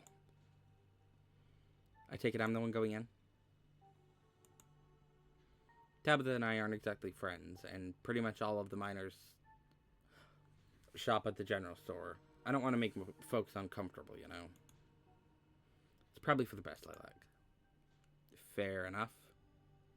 You're good, Kanika. I've got this. I'm not interested in sneaking around. I'm going to go find my cousin. Talking to people scares me. You should do it, Kanika. Remain silent. I've got this. You'll do great. Kanika hands you a pair of earbuds. We can feed you questions if you get stuck, and Stella can give you a heads up if Tabitha's headed your way. Dang, I've missed this sort of thing with you. You're so thorough. Aw, thanks. I do my best. I guess we should part ways and start the call, yeah? Stella and Kanika break off, leaving you alone at the entrance to the mines. Your phone buzzes. Thought that was my phone for a second. Hey. Can you hear us? Try saying something. Something. You're loud and clear. Won't people notice that I've got earbuds on? Nope, can't hear you, sorry. Oh my god. Something. Stella and Kanika chuckle on the other end of the line. Alright, cool. Nothing to do now but enter the worksite. Enter. You pass through the unlocked fence and enter the property of the Scarlet Hollow Mine. Tabitha is not going to be happy if she sees me here. I'm in. Approach the nearest group of miners. Go straight to the main office to find your cousin. I don't think I should do that. I'm in. Alright, Morpheus. Good to know. Approach the nearest group of miners. Go straight to your main office and find your cousin. Go to the main office and find your cousin. I'll talk to the miners first. I don't think I should let Tabitha know I'm here. I have a feeling she's going to inevitably find out. But as long as I can avoid it, maybe it won't happen. You approach the nearest group of miners, a blonde woman, a broad-shouldered man, and an old-timer. The uniforms identify them as Harrison, Davis, and Zax. You had a reason to be bothering us? Hey, I'm Tabitha's cousin. Seen anything weird lately? Do you know anything about a guy named Wayne? So, what do you think of Tabitha? Y'all should get out of town. So I met this guy on the bus. Oh, talk about the bus stranger? Yeah. Okay. Never mind, bye. Hey, I'm Tabitha's cousin. I don't know how much of a fan of Tabitha the miners are, so maybe I shouldn't introduce myself as the cousin of their boss, who I don't know how she treats her workers. Considering it's not unionized, apparently. Probably not very well. But maybe, I mean, better than whoever caused the cave-in, apparently, but also it's still not unionized, and that's an issue. Is anything weird lately? Hey, I'm Tabitha's cousin. I'm just gonna introduce myself as her cousin anyways. Yeah, we know. Me and Davis were in the diner yesterday when he popped in. Oh, right, you were. Yeah, I remember. Yeah. How can we help? Seen anything weird lately? Nope, nothing at all. You make sure to tell your cousin that, okay? Maybe letting them know you're related to Tabitha wasn't a good idea. Yeah, I had a feeling it wasn't. I chose to do it anyways because... Do you know anything about a guy named Wayne? Yeah, we knew him. He was such a cut-up. Miss that dude. He accosted me last night. Wait, what? No way. Isn't that the guy y'all said was... oh my... Was he fucking dead? Is he supposed to be dead? Did he die? Did he die? Was he sick and he died? Why was I not told that? I mean, maybe that's not what's gonna be said, but... Maybe they're just gonna say, oh, wasn't that the guy who was sick? Maybe they weren't thinking he was gonna have left his house or something. Did he die? Well, I guess he's still around. Oh my fucking god. Oh no. He did die. He totally was, at least from what they seemed to hear, died. They said he's still around, like he wasn't supposed to still be around. But accosting people at night, that doesn't sound like him at all. Press them, leave it be. Press them. I am not risking the fact that, like, oh well, there's an undead person walking around town. What happened to him? What do you think you are, some sort of cop? Okay, yeah, fair.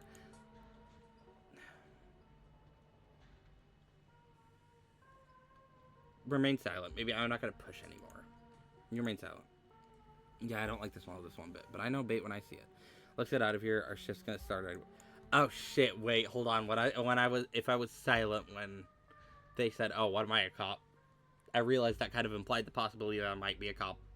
I was thinking, okay, maybe I'm not gonna press anymore, and then also realized, oh no, wait, if I'm. Okay, I probably could have gotten information there, but. If there's an undead person walking around town, what the hell? What? So much weird shit happens in this town.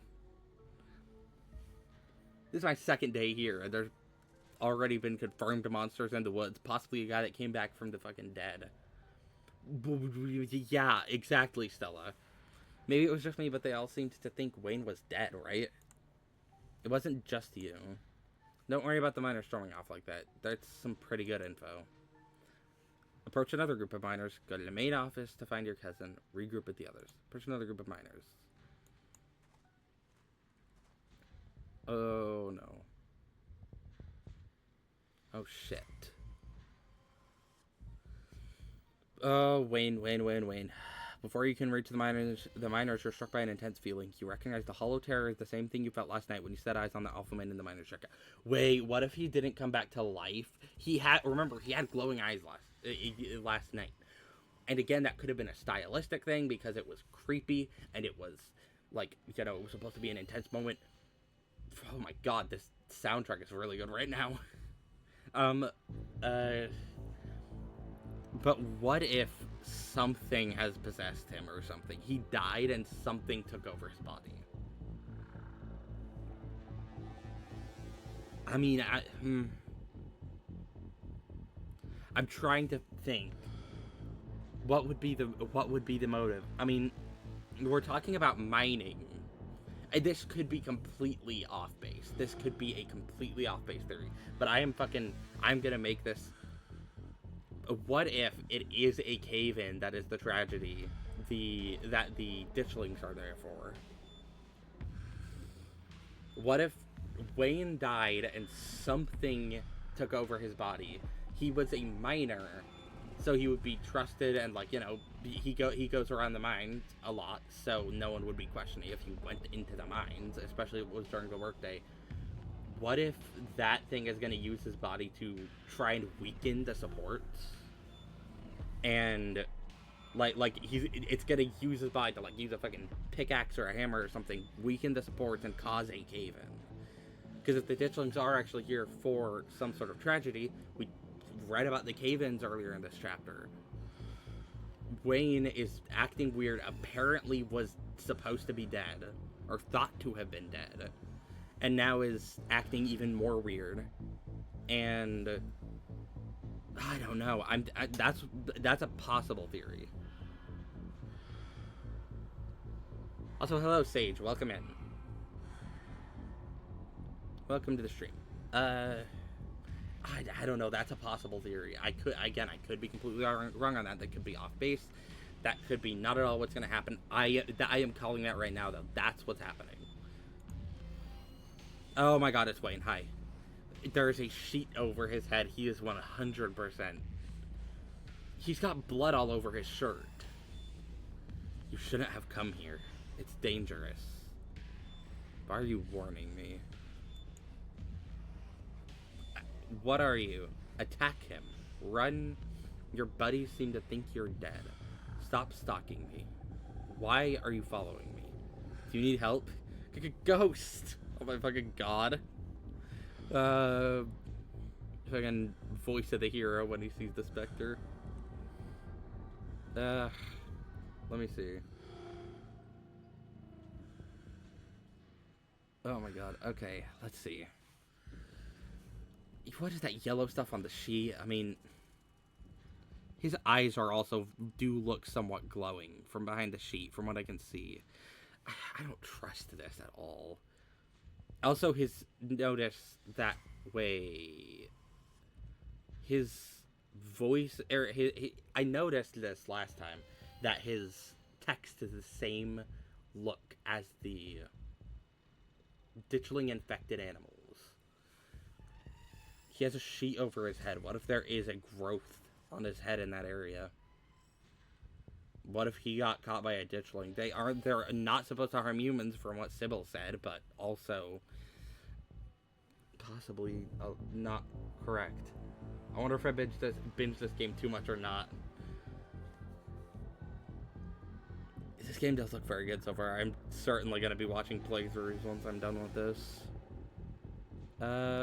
What are you? I think What Are You is pretty good because my mystical trait specifically warned me about this. What are you? Flesh and blood, much like yourself. You don't have to be afraid of me. I am afraid of you. I am the only person in this town who truly cares about your safety. Don't forget that I don't trust you. Even if it's already too late to stop what's going to happen. There's going to be a cave-in. Right? Like, maybe. And maybe that could also be the game that's trying to throw me off of what's actually going to happen, but that's... Sir and Quiet Terror, please stop following me. What's going to happen? Yeah, where were you while I was in the woods? Fair question. I guess he's not interested in Duke's fate, more in mine, if what he says is true. Or what it says. I don't even know if this is Wayne talking.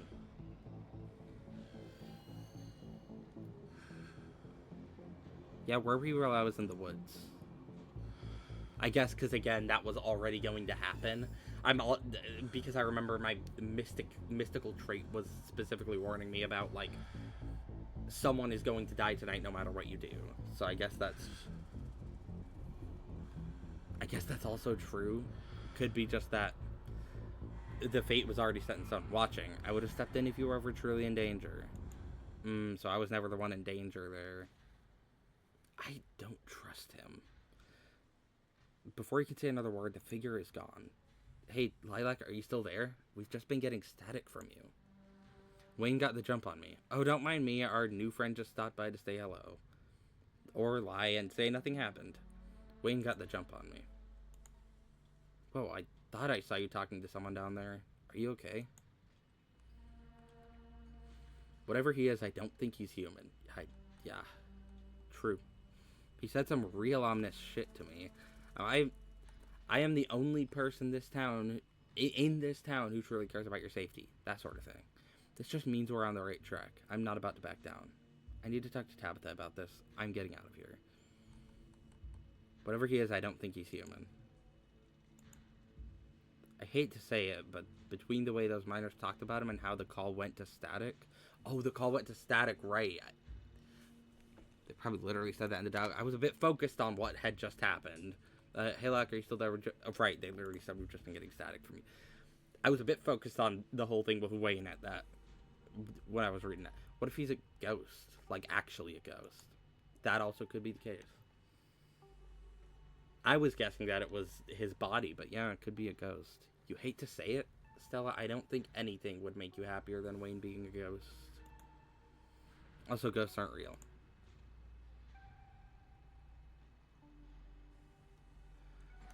Hey now, just because I want ghosts to be real doesn't mean I want this ghost harassing Lilac.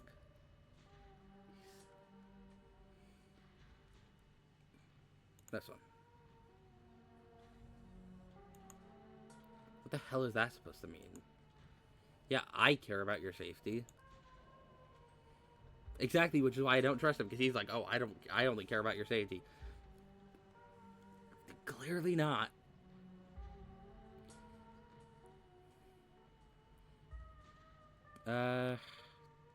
This just means we're on the right track. I'm not about to back down. Yeah, sure. Let's see what happens if I keep pushing. Whoa, so brave. Heck yeah, Lilac, we've got your back. This is probably a bad idea. I should probably either go talk to Tabitha or leave, but yeah. Approach another group of miners, find Tabitha. Actually, I'm going to go find Tabitha first. She deserves to know what's going on. Actually, we should regroup. I don't like the thought of spending more time here.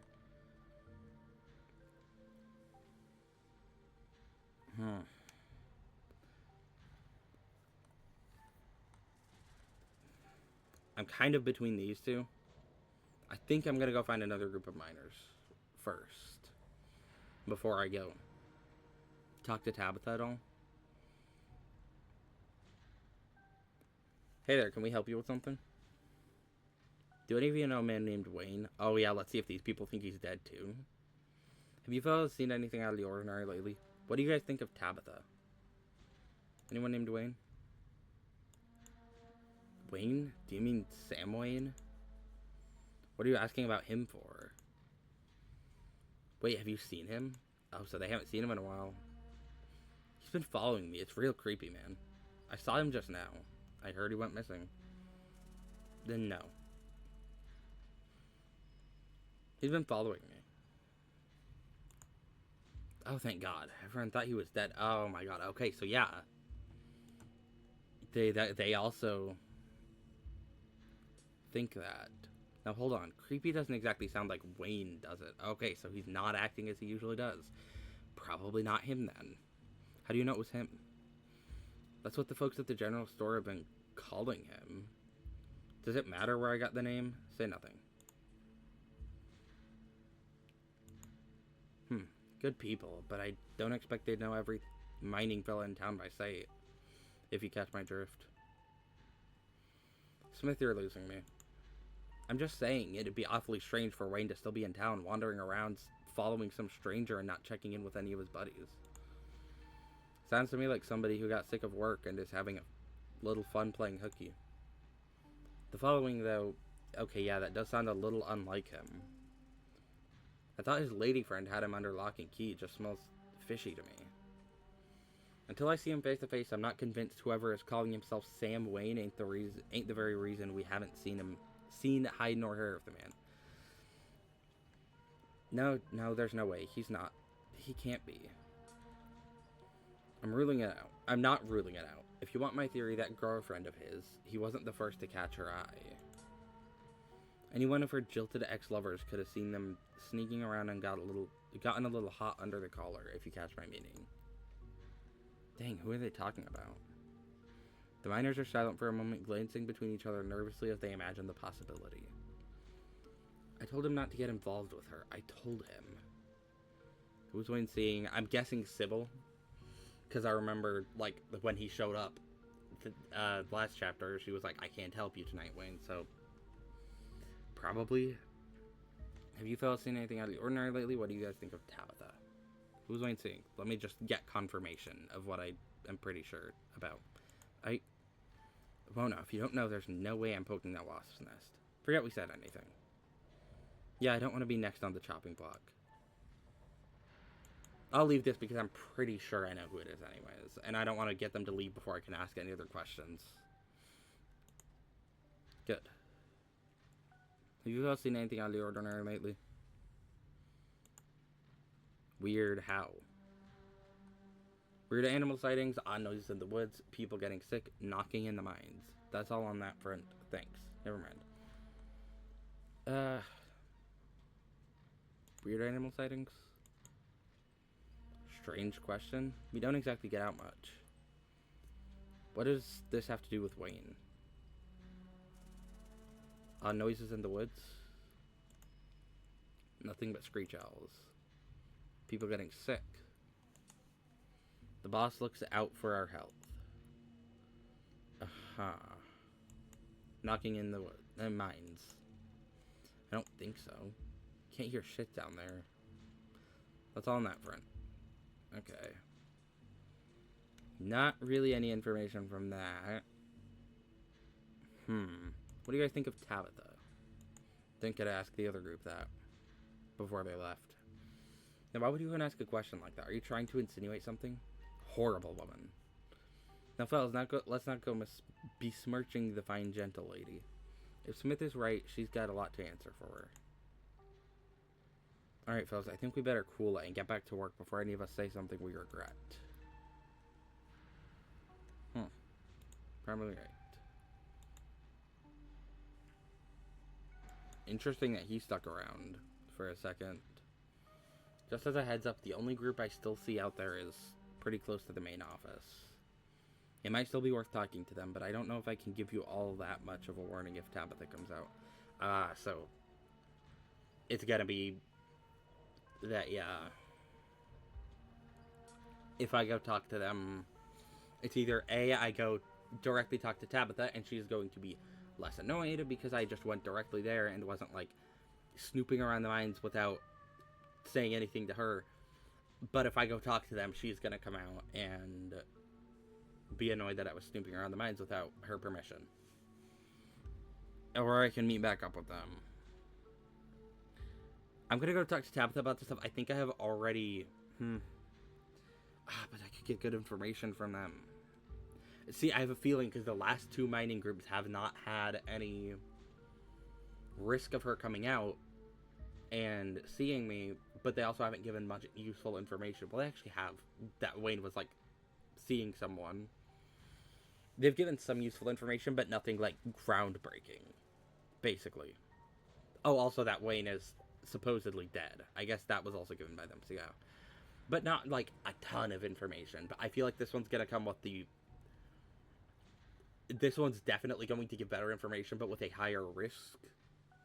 Or I just go talk to Tabitha about this and not risk pissing her off. I'm gonna save. I'm gonna talk to them. I want to try and talk to one last group of miners. Good luck. Talk to all 3 groups of miners. Got an achievement for that. Went around asking questions, huh? You don't look like you're from the inspector's office. What can you tell me about Sam Wayne? Oh, he got himself into some trouble, didn't he? Why, you seen him around? What's that young buck up to? What do you think he's been up to? What's he been up to? He's been following me. I think he's been doing a slasher movie, but in real life. I think he might have been murdered, and someone's going around wearing his bloody clothes and pretending to be him. Not entirely inaccurate to what's possible.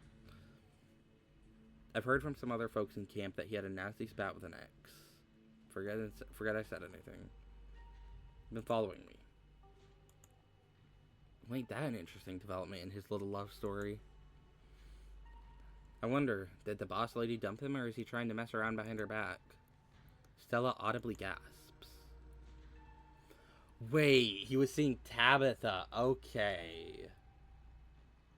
I was thinking Sybil, because oh my god, because she was the one who had, like, a specific direct interaction with him there. Oh my god. Okay, so he was seeing Tabitha. The thought of a strapping young man like him with that sour-faced broad always left such a bad taste in my mouth. Also, apparently he's young according to them. Which is also, okay, yeah, he probably wasn't seeing Sybil. I didn't know his age because he has a sheet over his face, but okay, yeah. Okay, so he was seeing Tabitha. That's interesting. That's interesting.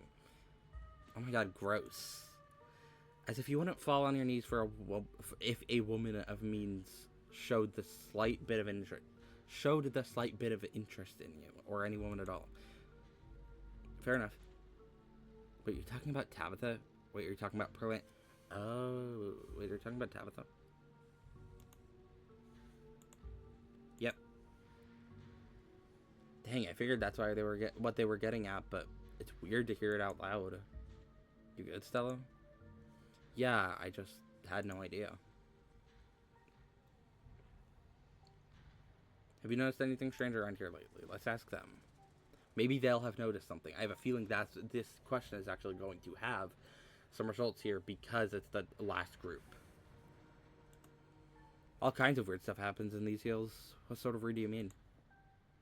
Weird animal sightings? I saw a raccoon with a big old tumor last week. Ah, okay, so other people are seeing the fucked up animals. Spooked me something awful. That's nature for you. Not always pretty. Leave this place. It's not safe. Oh, wait. No. Okay, that's telling them to leave this place and it's not safe.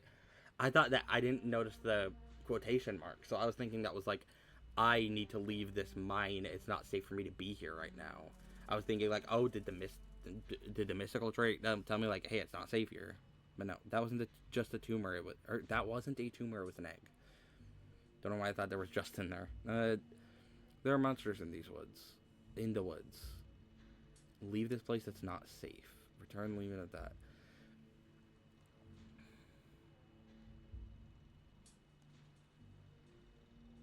I'm gonna leave it at that. I don't think we need to go around and like tell everyone in town what's going on yet until we have some definitive knowledge of this. No need to like panic everyone in town over this. Noises from the woods. All the time. Howling, screaming, all sorts of fiendish caterwauling. Probably just screech owls and bobcats, the old coot. Might be, might not be. But I heard something the other night that sent the fear of God shivering down my spine, I tell you. Oh, they do see something. Or have heard something. They've noticed stuff. More than the other two groups. There's probably a ditchling. A portent of doom. Your friend is right. It was probably a bobcat. Or a mountain lion. I saw what made that noise. I saw the creatures that made that noise. Pale, hairless, and horribly misshapen with little twisted up faces. The two men stare at you, a look of disquiet in their eyes. I ain't never heard of anything like that up here. Damn, that almost sounds like a ditchling. My grandma used to tell me stories about them when I was a little kid. Guess it's not just my mom. Knocking in the mine. Oh, people getting sick, I guess. Didn't bring my cursor up before I clicked. I mean, some of the older miners, sure, but I wouldn't call that unusual. Knocking in the mines? You asking us if we've heard the Tommyknockers? Of course we have. We're old timers. All of us who was here before the machine got brought in know the Tommyknockers. What a nuisance, always stealing my hammers. It's true, had a pickaxe stolen too, and when you heard knocking coming from one of the old tunnels, it was enough to make a man pray. Looks like I figured out what to do for my next video. You better not be thinking of going into those old mine shafts alone. I could always use a partner in crime. I'm gonna wind up down there with you, aren't I? That's all on that front. Sure. Okay, interesting. So if people are actually getting their tools stolen, whether or not it's the actual cryptid, there's a possibility something's going on down there. What do you think of Tabitha? The two men shift uncomfortably. Not the kindliest woman I've ever met. She runs the place alright. Tell that to all the boys she's been laying off lately. Keep going around saying that and see how long until you're one of them boys. All I have to say is, a mine that's doing well doesn't go around laying off its workers for no reason. I'm not so sure any of us are going to have jobs in a few years. Tate, you're a damn fool. You're going to be next if you keep up that kind of talk. So be it. But a man needs to speak his mind sometimes. That's all. Thanks for the help. My pleasure. If that Wayne keeps bothering you, just let us know and we'll whip him into shape. Lilac, I think we've got a problem. God damn it. Yeah, it's Tabitha. Okay. Hi. Just chatting? What the hell are you doing here? Oh, crap. Good luck. Sorry, Lilac. And that's our cue. Pardon us. Hi, Tabitha. She is not happy with me. You shouldn't be here. This place is dangerous. Why can't you just stay in the estate and stop sticking your nose where it doesn't belong? And what is that ridiculous thing doing in your ears? Are you trying to record my employees? Are you trying to record me? Tabitha snatches the earbuds out of your ears and throws them to the ground. Typical phone-addicted city dweller. Ugh. God. And I have a meeting in 5 minutes. I can't even drive you back. Okay, look. I don't want you wandering anywhere else. Just stay here for an hour. I can take you back to the estate as soon as my meeting wraps up. Can you please do that for me? So you lied about Wayne. You were dating Sam Wayne. What happened to him? Oh, you're one to talk. You've got a lot of explaining to do. I need you to take what's going on right now seriously. I need you to take me seriously. I just wanted to spend some time with my favorite cousin. Stella and Kanika put me up to it. Alright, I'll stay put this time, I promise. I'm sorry, Tabitha. Say nothing. I need you to take me seriously. Let's see what this one does. And what, pray tell, do you think is going on that I'm not taking seriously? What monster of the week has Stella cooked up inside your head?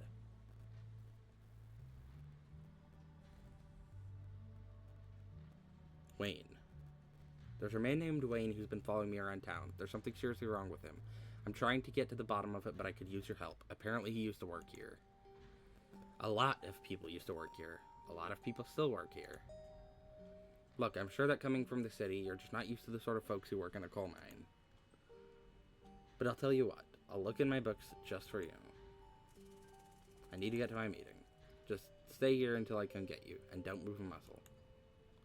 We can talk more later. Tabitha rushes off to her meeting. You stoop to the ground and pick up Kanika's earbuds. Sorry I wasn't able to give you a better warning. You good? Yeah, I'm good.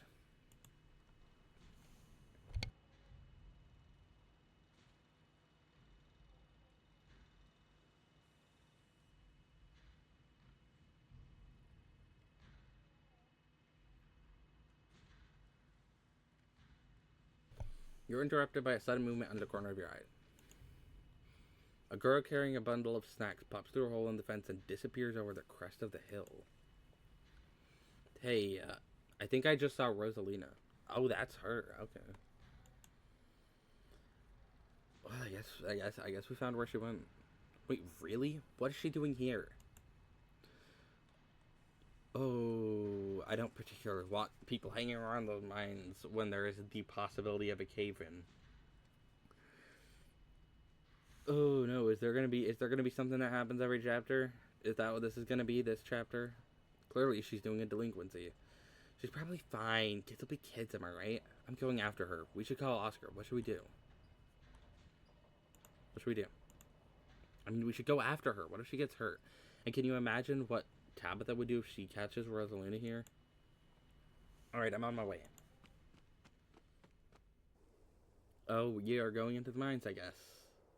I had a feeling we would. I had a feeling we weren't just going to stay in the outside area this whole chapter. You rush over the hill to get your bearings. The sounds of active mining fading in the distance. Fading into the distance. Rosalina is nowhere to be found, but dusty footprints point toward a nearby mine. Something about the mine feels wrong, as though a cold anger lies burning inside, sucking the life from the surrounding hills. This is the site of a mass grave. She didn't. I guess the old Maxwell place doesn't cut it as a secret hangout spot these days. But the Shaw mine? That place was shut down like 100 years ago. Okay, so it's not even a running mine anymore. After a collapse that killed over 100 people. And here I thought Stella was going to be the one to drag me into an abandoned coal mine. Hey, remember all those bad feelings I got last night? This place feels straight up cursed. Have teens always been like this? I feel like I really missed out on my risk-taking years. I guess we should go after her, right? Maybe we should just wait outside. Yes, I've always wanted to sneak into an abandoned coal mine. Remain silent. Hear this. I mean, like Kanika said, a lot of people died down there. There's a lot of spooky history to this place. For all we know, maybe all that death left some kind of mark down there. Okay, just because a bunch of people died in there doesn't mean it's cursed. Come on, I'm not about to let Rosalina get hurt in there. Even if it means I have to go underground. Whoa, you sure, Neeks? Lilac and I can handle this on our own. Yeah, I'm sure. As much as I hate confined spaces, I hate the thought of other people getting trapped down there even more. Okay. Alright, I guess this is going to be where whatever big shit that happens this chapter is going to happen. Kind of like the woods were last chapter. Stella and Kanika disappeared into the mines. Before you follow, you briefly wonder if you should let Tabitha know about this. No, I'm going to follow them into the mine. Dr. Rosalina without letting Tabitha in on what's going on. You take a deep breath and follow your new friends into the mine. Oh, I guess I have my phone. I could have probably called or texted her. That's assuming I do have service all the way out here in the mines. But, you know. I guess I'm just going without telling her. That's going to piss her off worse. She is not going to like me by the end. Like, I feel like there's probably a way to get her to like you. She's not going to. The inside of the mine is warmer than you'd expected. The air thick and wet. The ceiling hangs much lower than you are tall, forcing you and your companions to hunch over, your legs bent in a painful squat as you begin to navigate its maze of corridors. Jesus, it's cramped down here. Does anyone else's chest feel tight? I certainly can't say I'm one for dark and stuffy spaces. This seems much more suited for a cat, if I do say so for myself. Yeah, abandoned mines are way more claustrophobic than people expect them to be, and this one's real bad, you know, because of the child miners. Or should I say the miners? Oh my fucking god, Zella. Ugh. Kanika visibly shudders. Okay, I'm not superstitious, but if there's one way to make sure you get haunted, it's cracking jokes about dead child laborers while walking in on their graves. What can I say? I do my best to tempt the spirits whenever I go. I actually snuck down here a few times to try and get some good footage. Part of my ghost hunting phase. Jesus, Stella. Things you do for your viewers. Did you find anything? I wish. If any place in Scarlet Hollow was actually haunted, it'd be this mine, hands down. But all I got was dust in my lungs and a couple of false alarms.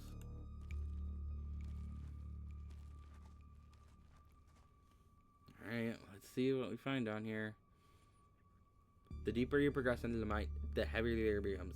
How far down did she get into the mines? It wasn't that long between her running into... I guess it was, because they had to come... No, never mind. Yeah, right.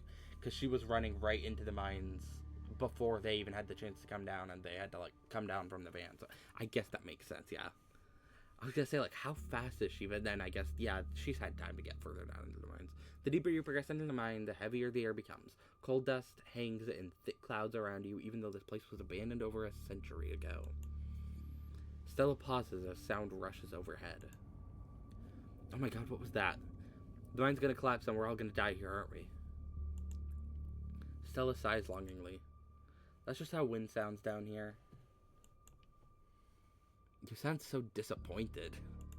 She does seem disappointed. It just brings back memories of my last foray into these depths. Each time I thought I'd finally found a spooky ghost, there wound up being a very unghostly explanation. Like local wildlife, for instance. Oh. Hi, bats. Again, I always forget. I'm used to like the talking to dogs and cats. Whenever it's a smaller animal like a bat or a bird or an insect, I always forget. Oh right, I can talk to them too. Say, what's the big idea? Yeah, we was sleeping here. Shut that light off, you nosy bastards. I am so sorry for my companions. Stella means well, I assure you.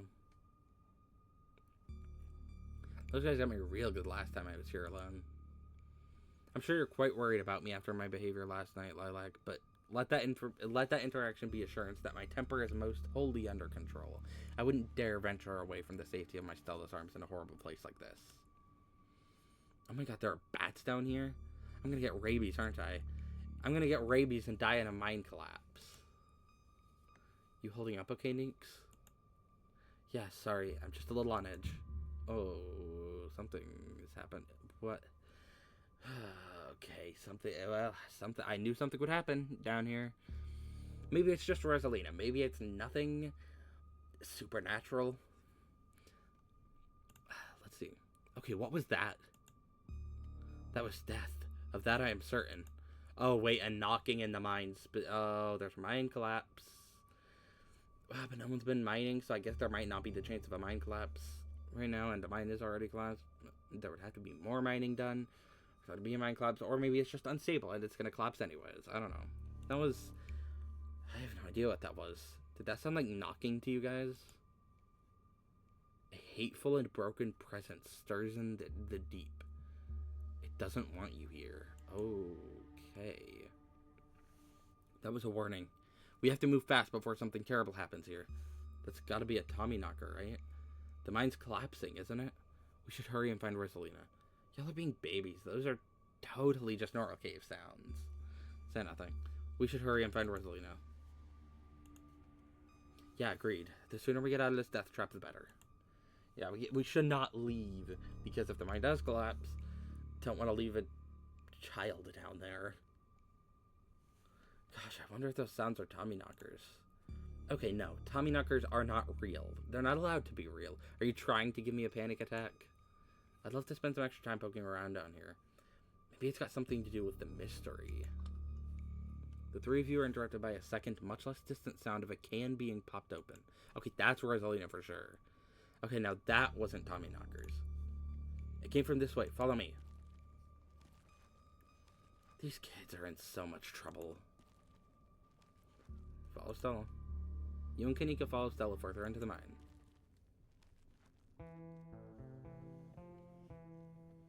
You breathe a sigh of relief as the tight passageways give way to a small cavern. A group of teens turns and stares at you with annoyance. What the hell are you all doing in here? What the hell are you doing in here? You creeps? Are you stalking us? Yeah, creeps. I just said that, Alexis. If I wanted an echo, I'd yell into the Grand Canyon. There's something terrible in this place that wants to be left alone. Get out of here before it leaves its mark on you. If I wanted an echo, I'd yell into the Grand Canyon. What are you, 5? What are you guys even doing here? This is the most miserable place I've been in my entire life. We're here to make sure you don't hurt yourselves. Your dad's looking for you, Rosalina. Chill out, Kanika. They're just teens. Let them have their fun. Remain silent. I'm not gonna freak them out by this one, but I'm just gonna say your dad's looking for you. Who the hell are you exactly? That's all I like. Tabby's cousin. I can't believe your dad sent people to follow you, Rosalina. That's messed up. I think that qualifies as harassment. Maybe I should have said we're here to make sure you don't get hurt. I don't know. You're right, Becca. It is messed up. I don't need him telling me where I can beat you. You at least check in so he knows you're not dead. He loves you and worries about you. He's really not asking for much. Don't you kids have school tomorrow anyways? It's fall break. And we're not kids. Yeah, we're teens. Young pups these days, absolutely no respect for their elders. Are those canned strawberry margaritas? Where did you even get those? The teens avoid eye contact. Miles tries to melt into the cavern wall. Oh no, I know that isn't you, Miles. It better not be you. Yeah, whatever, it is me. What are you even doing here? Becca's right. Sounds to me like you're stalking and harassing and all that. You're supposed to be minding the store. It's not like anyone even comes in on Tuesdays. And Mom's there, so it's fine. Eyes dart uncomfortably around the cavern as Kanika tears into her brother. It's not fine. It's extremely not fine. Why do I always have to be the responsible one? Do you know what I would give to be as carefree as you? I left school so you'd have a chance to live your life, and this is what you're doing with it? What would Dad think if he could see this? Stealing booze from the family store to dick around in an abandoned mine. Dad's dead, Kanika. But if he were, he'd be disappointed you wound up being such a bossy jerk. Who cares if we're having canned margaritas somewhere nobody's supposed to bother us?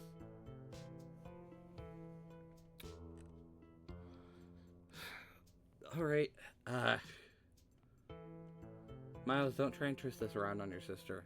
I'd love to help y'all sort this out, but can we maybe do it not in an abandoned coal mine? Can you at least do your underage drinking somewhere a little safer? We should just let the kids have their fun. Not in the coal mine. If these kids want to make bad decisions, that's on them. If this is what y'all do for fun around here, maybe the ditchlings were kind of inevitable.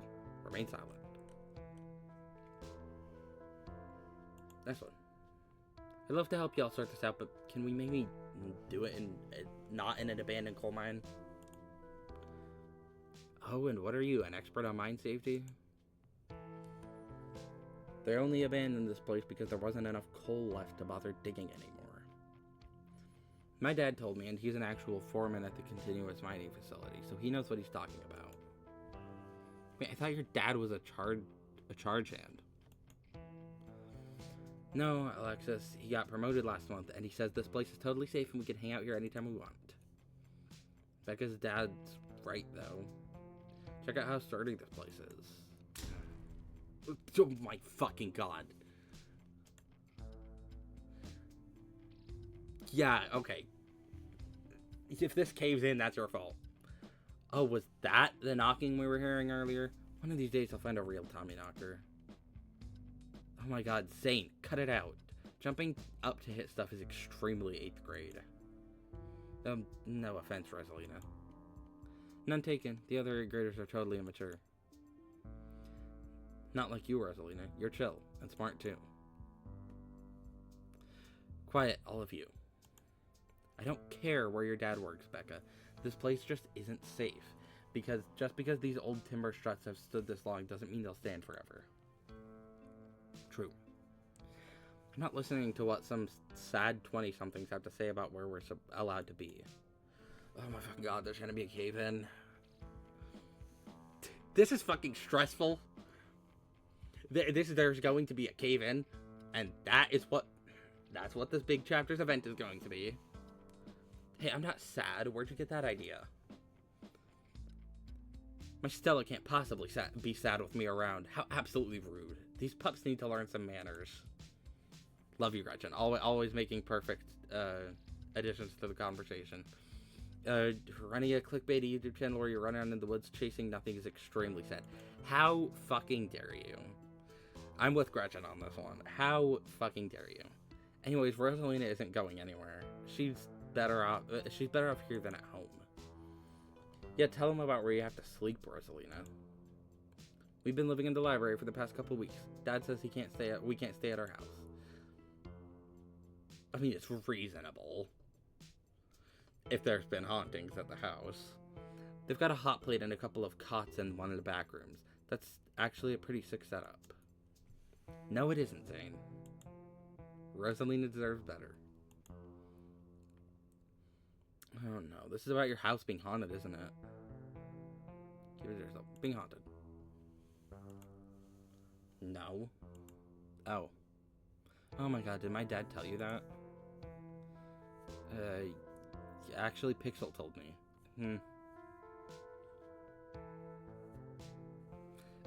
Yeah, you know, I'm gonna be upfront about my animal talking, even if no one believes it. Actually, Pixel told me. A cat? It's a long story. Hey, Stella believes me now, maybe. It's such a bullshit excuse. I bet he couldn't afford it anymore and is lying to you to save face. What a coward. Becca, I don't think you can, like, say that about other people's families. Isn't that, like, bullying or something? Shut up, Zane. Oscar actually invited us to check it out when we saw him earlier today. It could make for a fun, non-abandoned coal mine related activity. Just throwing that out there. There's no ghost, Stella. It would be cool if there was, but Becca's right. I just wish he would be honest with me and tell me what's really going on. It's like he doesn't think I can handle it. Like I'm still a little kid. I'm not going to weigh in on this. This is between you and your dad, and the two of you should talk about it anywhere that isn't here. I'm sure Oscar is doing this to protect you. You're right, Oscar should treat you more like an adult. How do you know there isn't a ghost? At this rate, I'd be surprised if your house wasn't haunted. Remain silent. This one's a good option. I think this is the best of those options. I couldn't agree more. Yeah, if Rosalina's house is haunted, we should break in and, like, ghost bust it or something. Sounds pretty rad to me. Whatever gets you delinquents out of this mine. Oh my god, Zane, you can't ghost bust if there is no ghost. Also, Rosalina lives there. She can't, like, break into her own house. There's no ghost that you know of. I bet we could figure out how to bust it if it's actually real, and if it isn't real, well, problem solved. You know, Rosalina, you could always stay over at my house until Stella ghost busts your place. We have a finished basement with a pull-out couch. Why are we talking about this like it's a thing? It's not a thing. There is no ghost. I have a feeling there is. Why did the music stop? Why is there specifically ambience in place of the music? It's not even silent. I'm hearing the cave wind. Whether there's a ghost in Oscar's house is a question for a time when we're not in immediate danger. And to ruin everyone's fun, the answer is probably no, there's not a ghost. Now I'm gonna drag my shithead brother back home and suggest you kids leave this empty mine before someone gets black lung or gets crushed by rocks or meets any one of many terrible fates people tend to meet in abandoned mines. Oh no, she was cut off. What the fuck was that? There was a sound that wasn't just the wind, I think. Oh my god, I was going to say it's a red herring, the knocking from earlier, and then like, it was just the teenagers knocking on the wood slats, keeping the mines up. That was a red herring. That was just, that specific knock was actually just from the teenagers. This one is not, clearly. Oh my fucking god. Okay, that's really cool. Kanika is interrupted by a pair of thunderous knocks. That wasn't me, I swear. Then what was it? Come on, Stella. Didn't you have a whole list of perfectly natural explanations for scary mine noises? It's Tommy knockers for sure. I know this isn't why we came down here, but we've got to check it out. Stella, do you have no sense of self-preservation? Nobody is going deeper into the mine. Nobody is staying in the mine. We're all leaving. Please, before my heart gives out. It'll be fun, Neeks. It will not. I don't think it's gonna be that fun, but... Wait a second, where'd 3 of you run off to? Are you kidding me? Are you fucking kidding me? God damn it. Everything is going wrong at right this specific time. Wow, Kanika, maybe if you weren't so scared of the dark or whatever, you would have noticed them sneak off. Oh my god. I noticed them sneak off, and like, I've been zoning out the whole time we've been here. This is more stressful than Chapter 1's forest. Because this is like, there are more people at risk. We are in a very claustrophobic abandoned cave. This is, oh hey, that must have squeezed, they must have squeezed through that child-sized tunnel. Oh, great. It's been not like large enough for adults, not adult-sized tunnel. You know, you're not like large enough for us to follow them through. Oh no. No, no, no, no, no. Dang, I've always wondered where that goes. I've never been able to get these hips through there. Of course, it's not big enough for us to go through. It's probably for the best, dear. Becca's head pops out from the tunnel's entrance. Get the fuck back in here. Oh my god, there's gonna be a cave-in on that specific cave, and the three of them are gonna be trapped in there. We are not about to let you come in here and ruin our good time. This mine is safe. I've been here a million times. It's not safe this time. Yeah, if Becca says we're safe, then we're totally safe. Whatever. Come on, you two. I know a cool spot this way. It's gonna cave in. Okay, I think we can catch up to them if we just follow their voices. We can't even go that way. We can't fit in.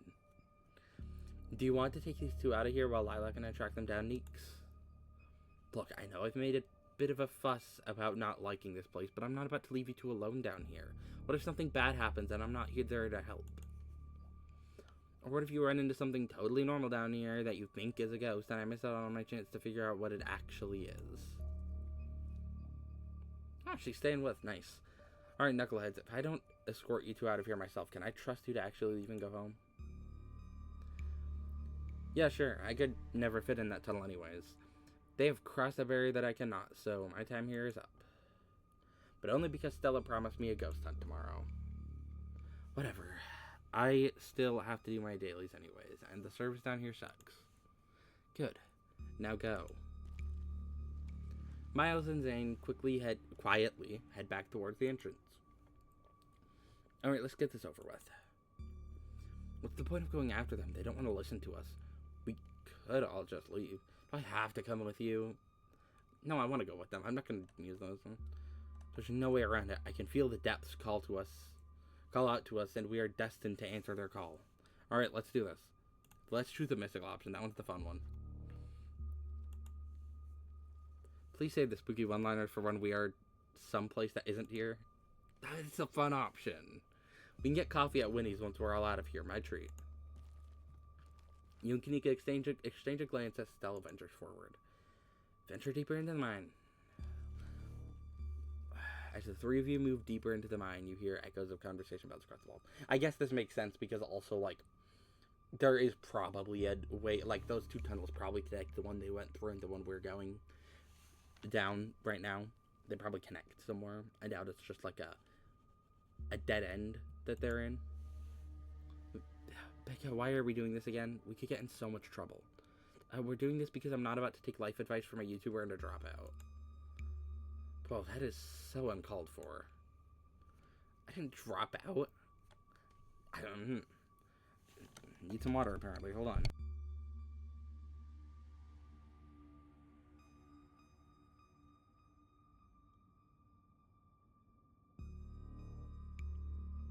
Which fair, it's been a while since I've drank water. I'm going back to vet school as soon as my family doesn't need me here. I don't know. I think Stella's kind of cool. Her videos are really neat. Someone does, at least. Someone in that group does. Oh, come on. She doesn't even have a sponsor. What kind of a YouTuber doesn't have a sponsor? I mean, not yet, but I'm in talks with Meat Rice, and I make plenty from ads and donations. What the hell is Meat Rice? Yikes, are you okay, Kanika? Yeah, it's fine. I just can't believe we have to deal with that Becca girl slandering us while we're sticking our necks out for her. God, I hate her. Normally I'd say she's just a kid, but wow, if she doesn't have an uncanny ability to go right for the jugular. Thanks, Stella. Meat Rice? That's a big deal. They're on like every big podcast. Thank you, thank you. It feels like a really big step for the channel. I'm so proud of you, Stella. Oh man, I just wish they were gossiping about me. I don't think they know enough about me to gossip about me. I'm just glad they're not gossiping about me. Press on. I'm gonna say this one just because this one's really funny. No, you don't. Yeah, I'm not so sure about that. I know they're just teens, but some of their stuff stung. That one was a funny dialogue option. Another knock. Closer. Interrupts your thoughts. Followed by another. Followed by another. Is it gonna be Wayne? I mean, I was saying earlier, maybe he is going to weaken the structural supports. He says, oh, he cares about my safety. I don't trust him. If that even is him. I don't trust it. I don't trust whatever that thing is puppeting his body around. I do not trust that.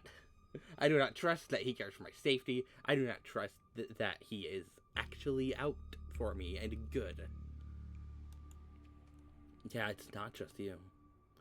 Okay, that knocking is starting to freak me out. Calm down, Rosalina. It's just mind sounds. Did you guys see that? Oh my fucking god! It's there's something down here. There's something down here. No, it was just a shadow. There's no reason to get freaked out. I saw it. Shut up. There's nothing down here. Stop trying to scare me. Oh my fucking god. Are we sure the tunnel they went through is gonna meet back up with us?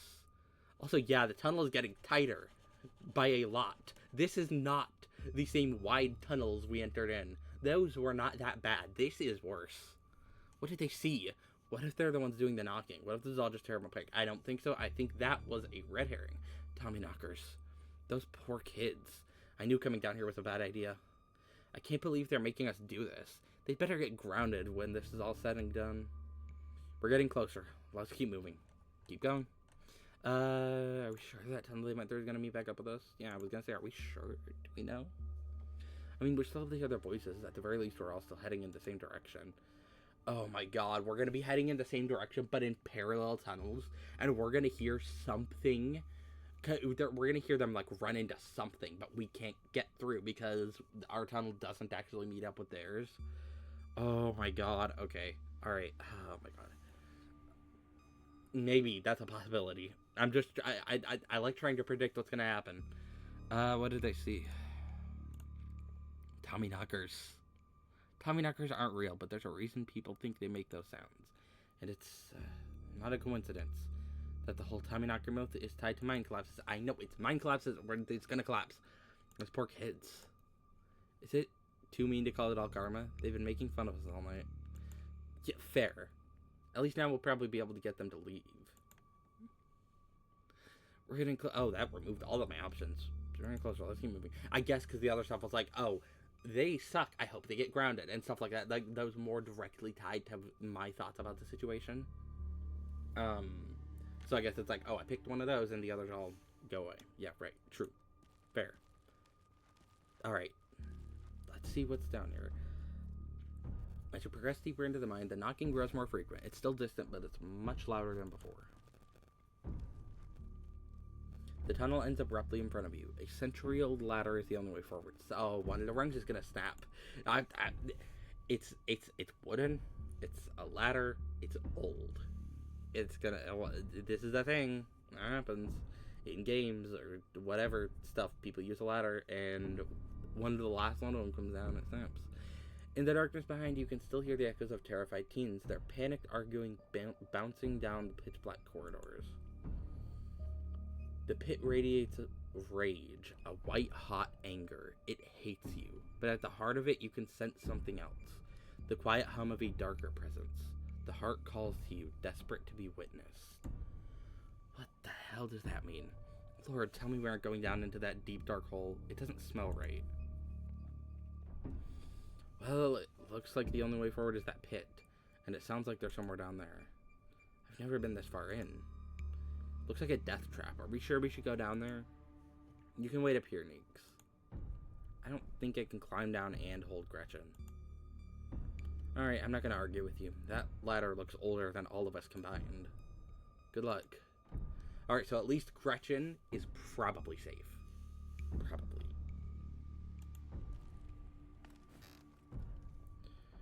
Gretchen and Kanika are gonna be safe.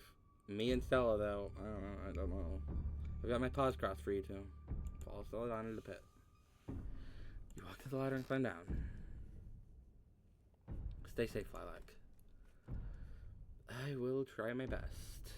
I'm pretty sure this is the way back. Come on. Pretty sure. I thought you'd been down here before. Okay, maybe I didn't get this far in, but whatever, it doesn't matter. I definitely remember the way out. Hurry, I don't want to be down here anymore. Ooh, the music is horrifying. Very good. I think it was actually this way. Oh, shut up. No one even wanted you to come with us anyway. Becca. Yeah, they're close, alright. It sounds like they're really lost. The voices around you, those of the teens and your companions, sound odd, distant. Step forward. Oh, there's a black fog of something. There's something in the darkness before you that's much louder, though you don't hear it. Walk towards it. My only option. You don't hear it, but you can feel it in your chest, a desperate need to perceive and be perceived. What needs to be perceived? Oh my god. Why is this my only option? Why can't I just say fuck this and run up the ladder and be like, Stella, you go out there, they can find their own way home. I don't want to do this. Well, I guess we're doing this. Hey, are you alright, Lilac? Bear witness. Oh, this isn't even the way we're supposed to go, right? Oh, I'm just kind of walking. I'm just kind of moving without being able to choose. Bear witness. So I'll reach for your shoulder, but not before the light from your phone illuminates the chamber. What the fuck? A flashback? A vision? You said we wouldn't use the shipment. You know it's compromised. We couldn't afford to wait on the new wood, Charles. We had to go ahead with it. Oh, so it's the guy who caused the cave-ins. And it snaps. Holy shit. It's still sturdy enough. It'll get the job done. The style of these visions is really cool. The like, very like, the black and white, like, comic-esque style is really cool. Oh my god. Lilac, are you alright? What is around us? Oh, thank god you're alive. It looked like you had a seizure or something, and then you just conked out. She's okay, Kanika. Thank god. Alright, okay. Don't move a muscle. I don't want you straining yourself while you're still recovering from whatever that was. Kanika and I are going to get you help. Going to go get you help. We'll be back soon, I promise. Oh no, don't leave me alone down here. Don't die on me, alright? You fade back out of consciousness as your companion clambers out of the pit, intent on your rescue. Oh my god. You raise up on your elbows. Head still swimming from the visions, your surroundings coming back into focus.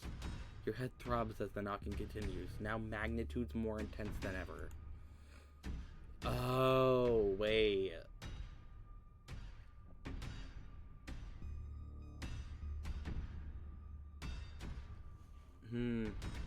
No, because the others were hearing the...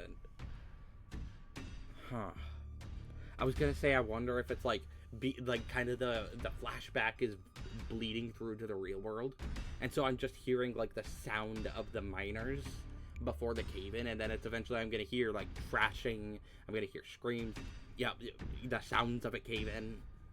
But also I realized they could hear it too, and this vision stuff seems to be pretty specific to me.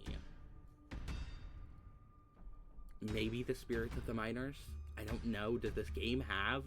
Are ghosts canon in this game? I mean, I would buy that. This game very much has paranormal shit going on. Ghosts aren't that far-fetched, so maybe... Becca, you're just getting us more lost. It's this way. Okay. The vision's faded. If you're so sure, then why don't you just leave? I can't believe I let Alexis talk me into inviting you in the first place. Becca, I'm just trying to help. I said go. Okay, I will. Alexis, you don't have to go with her, you know that, right? Pick a side, Alexis. I'm sure Becca knows where we're going. She wouldn't just lie. Sorry, Rosalina. The increasingly desperate voices of the teens are drowned out by the thunderous knocking. You can practically feel the ground shake beneath you. You can almost see the walls vibrate with the intensity of the hellish sound. Okay, well, she made it out at least. As you settle more into your senses, Rosalina appears in the passageway to your left, out of breath and teary-eyed. I'm so sorry I snuck off like that. I just wanted Alexis to think I was cool. The entire cavern shakes with the sound of a rock fall. This place, at least part of it, is coming apart. Oh no. Oh, I was right. There's gonna be a cave-in. Becca and Alexis are still down there. We can't just leave them there. Leave them here. I know which way they were going. They'll listen to you this time, I promise. Please, I don't want them to die. This is a terrible place, and whatever lurks in these tunnels wants you dead. You need to get out of here. Another dusting of debris falls from the ceiling. You don't have long until this mine collapses on you. Oh my god!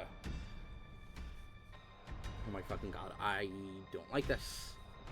Okay, so I have the choice. Here's the big choice of the chapter. Last time it was Gretchen or Duke. This time it's... I don't even know what the choice is exactly. It's either Rosalina or Becca and Alexis, but is Rosalina gonna die if I don't take her and leave?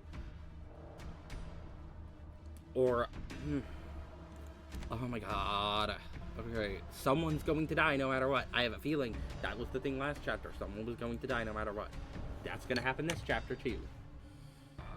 So if we take Rosalina and leave, Becca and Alexis are for sure going to die. I'm trying to think out the risks and what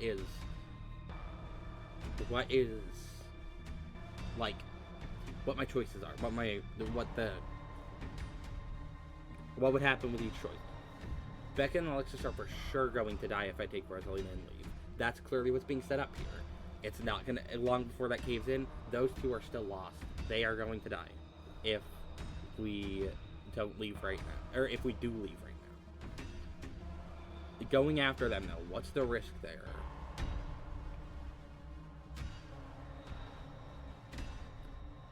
Because I don't think I can die. But also the text when I first go into the game is like, you might not even be able to save yourself. But also I feel like that you're not going to just get cut off from the rest of the chapters. So it's going to be like, maybe I die in the ending of the game in chapter 7. Not this early on. Who would die then in that case? I mean, I guess Rosalina, but if she's with me, then why would she? Without me dying, that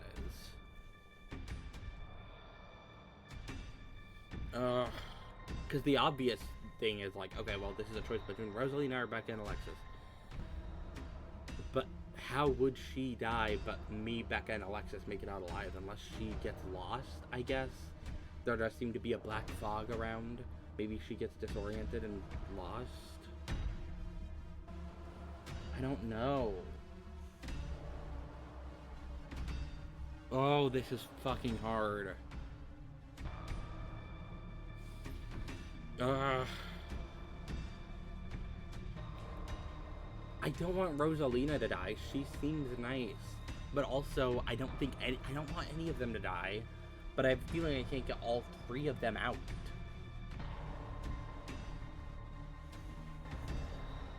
I'm also worried slightly that the second option is going to lead to Stella dying. I don't know if she can die this early on, because she does seem to be one of the more major characters, but also Duke probably would be a major character if he lived through last chapter. I'm worried that, like, she's gonna come down and look for me, because I'm gonna be gone, and then she's gonna search around, get lost, and stuck in the cave-in, while I get out with all three of the kids. Oh my god.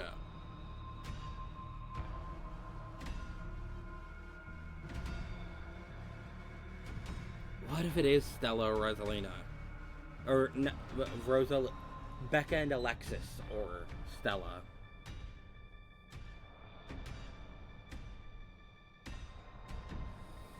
I'm gonna go after Rebecca and Alexis, but I swear to God, if Stella dies, I am going back. I am not a person to save Scum on first playthrough. I am not a person to save Scum on first playthrough. That is not something I like doing for a first playthrough. Because I like my first playthroughs being my choices stick, but Stella is by far my favorite character in the game. I am not going to keep playing on with the choices I've made if she dies. If she comes back and gets stuck in the cave, and I'm going to roll the save back, and I did save here, right? Yes, I did save here. Okay, good. And then I will take Rosalina and leave. Let's check. Okay, let's do this. Thank you. The path went this way. Hurry. Rosalina runs back the way she came. Follow her. Oh my god. Stella, please. I swear to fucking god. The mines shake with each new thunderous blow as bits of rock and dust fall off the ceiling and scatter on the floor below you. I thought you knew the way out. I thought you'd been down here a million times already. I was making it up, okay? We're coming. Just stay where you are. Can you see those things, Rosalina? She ignores your questions. You're focused on pushing forward to her friends who fall. Fair. I probably should have just also followed immediately because that's not that important right now. Rosalina, you came back.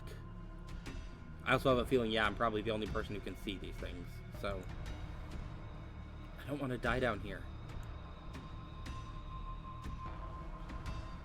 Come on, the way out isn't too far. But we gotta go now. Okay. Please, Stella, be okay. Okay, all three of them are gonna be okay. I am gonna be presumably okay.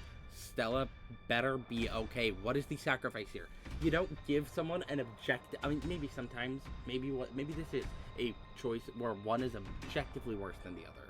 Maybe one where, like, okay, 2 characters die if you choose this, no characters die if you choose this. I don't think that's how this game is working, because in Chapter 1, that's not how that worked. What is my sacrifice? You quickly push your way back towards the entrance, pieces of fallen rock littering the path behind you. Oh my god. As you reach the pit, you and Rosalina direct Becca and Alexis to your ladder. They start climbing. I do not see Stella anywhere. Climb out of the pit. Oh, I'm gonna get up there and Kanika's gonna be like, where'd Stella go? Where'd Stella go? She went back down.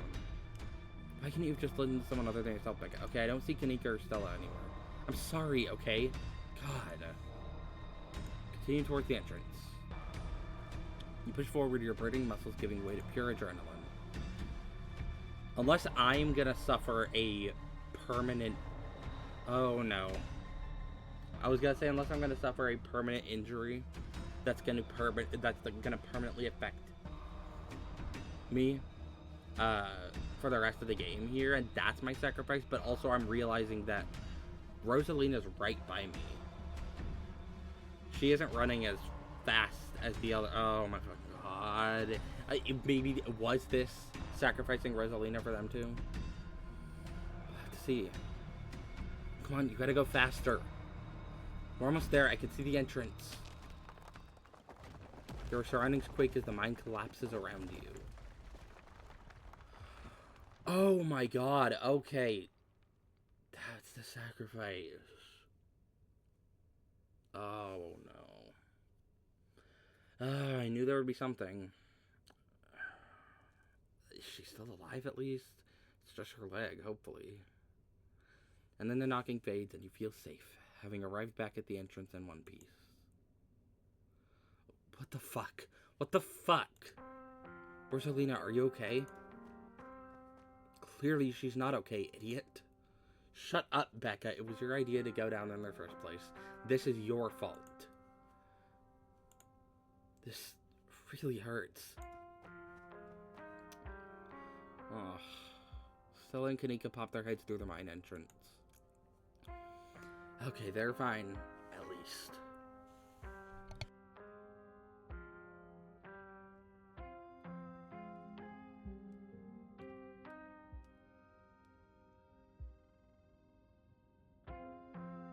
I think I hear voices in there. Oh my god. Rosalina, can you hear me? We're gonna get you out of here, okay? Stella already called an ambulance.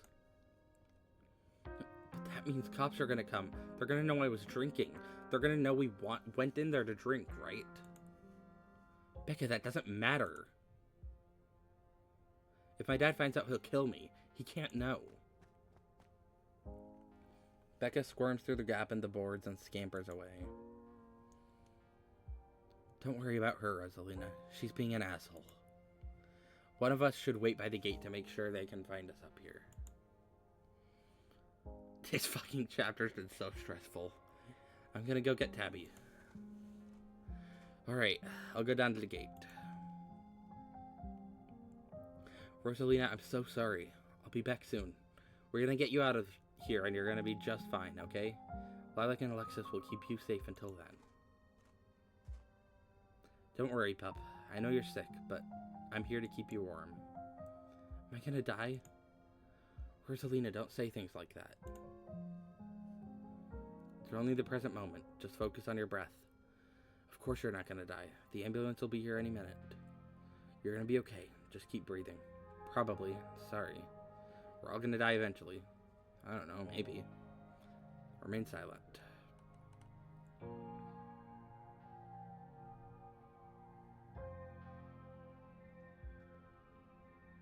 You're gonna be okay. Just keep breathing.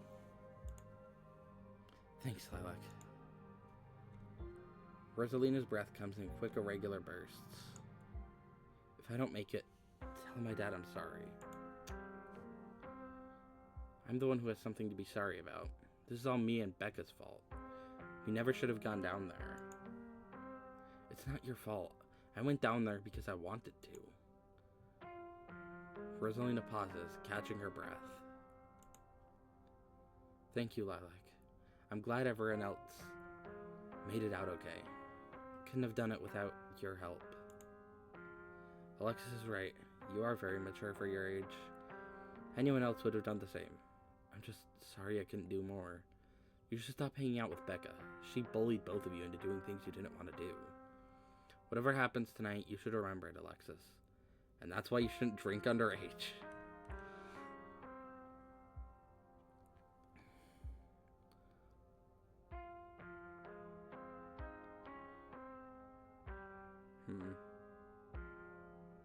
Alexis is right.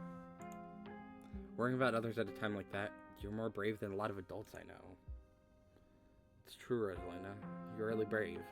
Braver than I am, and smarter. If I hadn't stuck with Becca, maybe, I don't know. Maybe it would have been different. It's just not fair that this happened to you. You're the nicest person I know. Rosalina? Still awake. It just hurts like hell. Sorry, I shouldn't be pushing you to talk. I'll just hold your hand until they come back with help, okay? Don't go to sleep just yet, pup. Ah. Alexis grasps Rosalina's hand. Tears streak down both of their cheeks as you sit in silence together, waiting for the long, anxious moments to pass before help arrives. Some of my men are on the way with rock lifts. We'll get you out of there soon. Lilac, I'll be having a word with you. I did not have anything to do with this. I only had a positive effect here. I did not... Tabitha, please. It's over here, Earl. Jesus H. Christ, you weren't kidding about the emergency. It'll still be a bit for the ambulance. The nearest depot is over in Brevard, so it'll be at least another half hour. You heard the man. You have a half an hour to get her out of here. Out of there. Move it. Rosa, sweetie, I'm here. Dad, I'm sorry. I'm so sorry. You don't have to be sorry. It's okay. We're all here. You can hang out, Rosalina. I know you can. Okay, seems like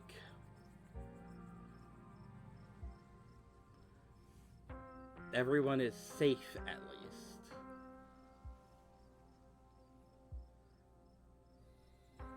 Tabitha's men quickly get to work and manage to pull Rosalina out from the rubble just as the ambulance arrives. Sir, I'm afraid there's no space in the back. What do you mean I can't ride with her? You're better off driving behind us. We're headed to Brevard, so it's quite a ways. Is she going to be okay? She's gonna make it, right? Please, God. Yes, sir. I promise you. We're going to do everything we can to keep her stable. Her vitals are looking good. Where's Helena, my poor baby? I'll be there as fast as I can, okay? I promise you won't be alone. I love you, Dad. The paramedics load Rosalina into the back of the ambulance and drive off. Oscar approaches you off to the side as the police talk to Tabitha and her men.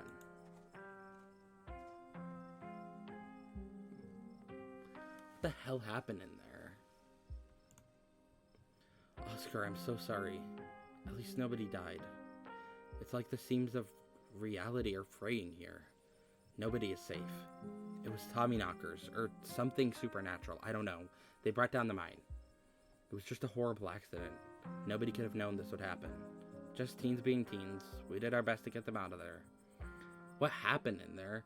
A goddamn after-school special is what happened. That Becca girl is a terrible influence is what happened. Oscar, I'm so sorry. It's okay. It's okay. At least nobody died. What happened, though?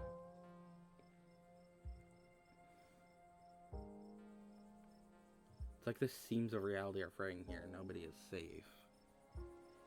It was Tommyknockers or something supernatural. I don't know. They brought down the mine.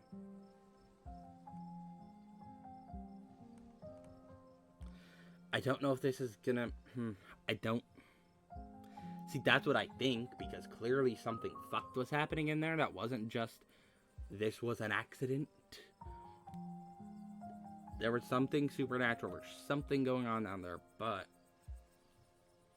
I don't know if this is the best thing to say right now, because he's already, like... I don't know if he's gonna believe me or not about that. I'll say it anyways. I'll say it. It was Tommyknockers or something supernatural. I don't know. They brought down the mine. It was... What? Lilac is right. They're real. I got some audio of them knocking on my phone. They must have been furious that we went down there. It doesn't matter what caused it. I'm just sorry it happened, Oscar. This is all my fault. She's been so angry with me. If I'd just been able to provide more stability, she wouldn't be doing things like this, putting her in danger. I'm sure she thinks I'm making things up about our house being haunted, but I've seen things that I can't explain, and it's only gotten worse over time. My offer still stands to check it out for you, once you're back in the hospital, that is. Thanks, Stella. That means a lot. I've gotta go. Mr. Gutierrez, is it okay if I come too? I want to be there for her. Of course, Alexis. It'll be good for her to see a friendly face. The two of them head over to Oscar's car and drive off. Do you think Rosalina's gonna be okay? The paramedic said she was stable. She's a tough kid. She'll be okay. Ditchlings. What? Your vision. The entities in the mind. Ditchlings? Something tells me that this was only the beginning of our ditchling problem. Do you think it's over? That was our ditchling problem, right? Case closed. Good work, team. That was too easy to be our ditchling problem. Something's telling me that this was only the beginning of our ditchling problem. Now that you mentioned it, Kinniga's mom said that the numbers we saw in the woods were a big deal. Nobody even died here last night, and I feel like we're left with even more questions than we had this morning. And we had a lot of questions this morning. But hey, maybe we just averted whatever disaster they were here to predict, though. This is all still a little too magical for me. Just because two bad things have happened doesn't mean there's a pattern. Right? Your vision? There was a stone carving on the wall of that pit that showed me what happened to this place. Charles Shaw was set up. I think I hallucinated down there. There was a stone carving on the wall of that pit. It gave me some sort of vision. I saw what happened to the place. The Scarlets caused the old collapse. Charlotte Shaw was set up. No way. Dude was a monster. I mean, the Scarlets were monsters too, and they still are. What am I saying? The visions aren't real. Visions can't be real. That would be magic. I don't know. Lilac had like a seizure next to a creepy stone carving. It was like something out of a movie. doesn't mean she had an actual vision. There has to be some other explanation. The entities in the mines. Saw something down there, like the shadows of dead miners. I'm pretty sure I saw some ghosts down there. Did you guys not see them? Everything that happened down there centered around that main chamber, where I saw that carving. Are you sure those were Tommyknockers? Return. Saw something down there like the shadows of dead miners. They were right behind Stella, right before you two left, and they followed Rosalina and I when we went after Becca and Alexis. Did you not see them? Whoa, I didn't see anything other than the two of you in that carving. That's super weird. I don't want to doubt what you two experienced, and I couldn't see anything down in that pit, but you might have just been too primed to see things. You know, now that I think about it, that totally fits the profile for some of the Tommyknocker stories. What if they're actual bona fide ghosts? Oh, Stella.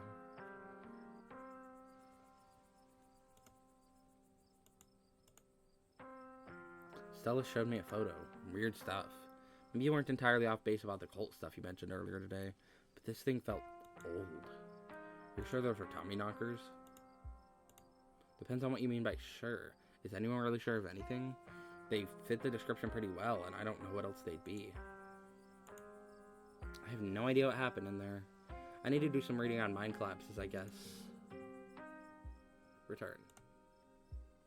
What happens now? Hi. What happens now is we have a word. All of us. What the hell were you three doing here? I thought I gave you very specific instructions, Lilac. Stay in one place while I finish my meeting. I was only gone for like an hour, and here you are, at the site of what was almost a deadly mine collapse. Tabby, come on, it's not Lilac's fault.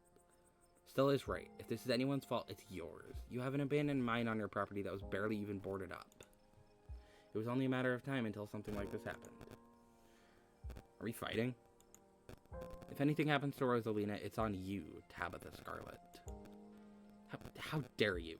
It's not like I put up a big neon sign saying cool place for teens to hang. It's clearly not safe. You three were up here with them. Why didn't you do anything to get them out of there sooner? We did our best, Tabitha. Cool it, Tabitha. We're probably the reason you have one kid in an ambulance instead of 5 buried alive. Cool it, Kanika. I think Tabitha has every right to be upset right now. Cool it, everyone. Let's not let our emotions get the best of us. Kanika's right. You should have boarded it up better. Pointing fingers won't turn back time. Tabitha's just another coal baron. There's no point in arguing with her. Remain silent. We did our best, Tabitha. We saw them sneak into the mine and we tried to get them out of there. They didn't really want to listen. At least nobody died. Probably. Come on, guys. What's the point of arguing like this? I know it can feel cathartic to point fingers and yell, but what's it going to accomplish other than bruised egos? You're right. Come on.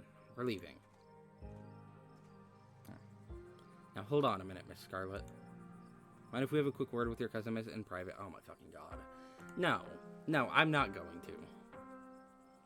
Because they are going to blame me for this, too. Oh, my fucking God.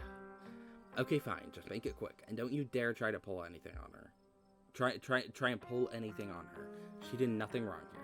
Thank you. Ladies, I'm afraid that means you too. Don't you need to talk to us? We witnessed this too. Oh, sure, but that can wait. We know where to find y'all. What a coincidence, running into you 2 nights in a row. This is my colleague, Deputy Derrickson. Pleased to meet you, Lilac. Apologies for my absence yesterday. It was my special bowling night, you see. A man has to have his me time. But I was briefed on the events of last night, even though we're still not sure if what went on could be considered a crime. Duke has been missing since then, though we found neither hide or hair of him. Could be he's just on an extended hunting trip. It wouldn't be the first time he's done something like that. I was told the footage showed his supposed body, but we couldn't get that camera working, so no way to confirm until we track him down. Now, I understand both of these were terribly unfortunate accidents that had nothing to do with being in the area, but as officers of the law, you have to understand that we get a little suspicious when we see the same face multiple times. Fuck off. And we have to ask, What exactly were these teenagers doing in a shuttered mine owned by your family, and why were you down there with them? Of course I'm getting blamed for this. Oh my god. I'll get to your questions, but we also need to talk about the man that's been stalking me. His name is Sam Wayne, and he used to work at the mines here. That seems an awful lot like deflection to me, wouldn't you say so, Earl? This is a nice town. People don't go out stalking strangers in these parts. Oh my god. Are you kidding me? Do your jobs. Can you at least just take a description? Please, I'm in fear for my life. Drop it. Are you kidding me? Do your jobs. We are doing our jobs, and our job right now is to get answers about what happened here. This town is haunted. You're out of your depths here. Why are you asking me this? It was a mine collapse. We saw some teens sneak into an abandoned mine, so we went after them. If it wasn't for me, they'd all be dead. I don't have to talk to you. I know my rights. Remain silent. You know what? I'm not fucking giving them any information. I'm not giving them any information. Unless you decide to accuse me of something, I'm not answering any more of your questions. And for the record, I haven't done anything wrong. My apologies, Lilac, just being thorough. Our duty is officers of the law, but we'll leave you be. Clearly there's not much to be discussed. We'll be in touch. Deputy Derrickson tips his hat to you. The two officers wander back towards the mine. Derrickson taking notes as they examine the scene. You make your way towards Stella and Kanika. I just can't believe 2 nights in a row. Is it my fault, Neeks? Stella, no, this is just an awful coincidence. It's not your fault. Oh hey, guess the cops are done with you.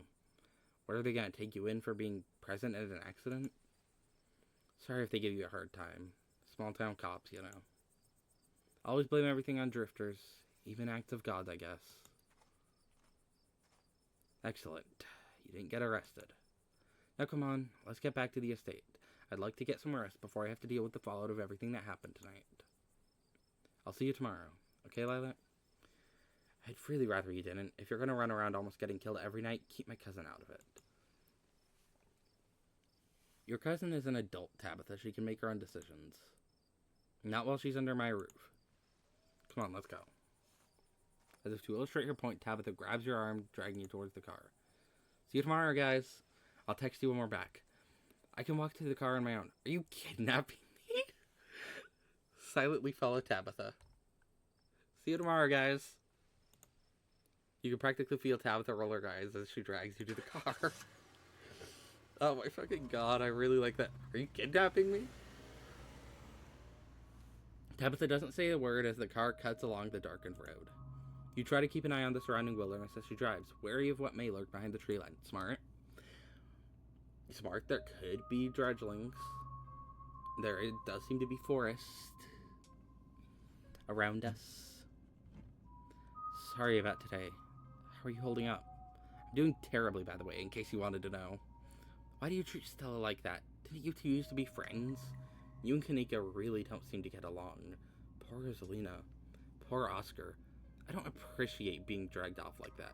Right in silence. How are you holding up? I don't think you want me to answer that question. Sorry about today. Tabitha doesn't answer.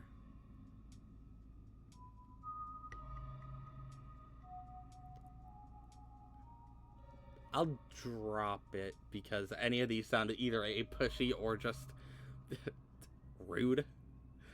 Like this one, drop it. You drop it. Tabitha's eyes remain fixated on the road. I'm doing terribly, by the way, in case you wanted to know. I'm also gonna save just to be sure. Yes. Return. Why do you treat Stella like that? Didn't you two used to be friends? I don't want to talk about Stella, and it's none of your business anyway. You and Kanika don't really seem to get along. Or really don't seem to get along, rather. She pushes my buttons. Is there some kind of history there, or... I like her. Drop it. I'll ask if there's history there. You know, I'm interested. No, now quit talking. I need to focus on the road. I feel like there is history there, but... she doesn't want to talk about it.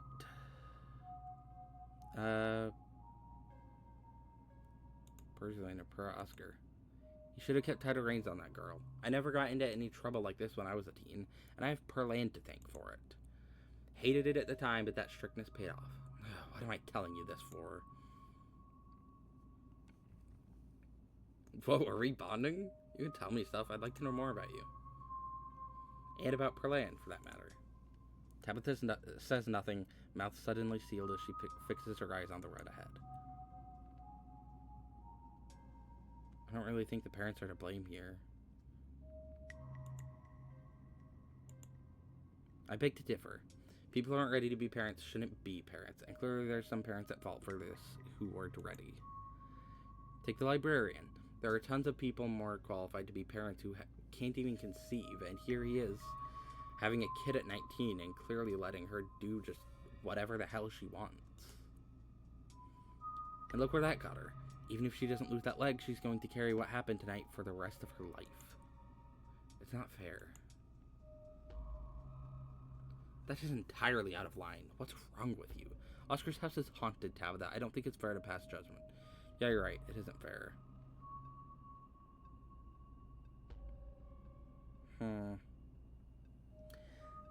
I don't fucking know what the best answer is here. I'm gonna remain silent. You pull back as Tabitha goes quiet and tightens her grip on the steering wheel. I don't appreciate being dragged off like that. It's been a long day, Lilac. Are you really gonna make a fuss about me bringing you back to the estate? After all the havoc you've caused, you should count your lucky stars. You still have a place to sleep tonight.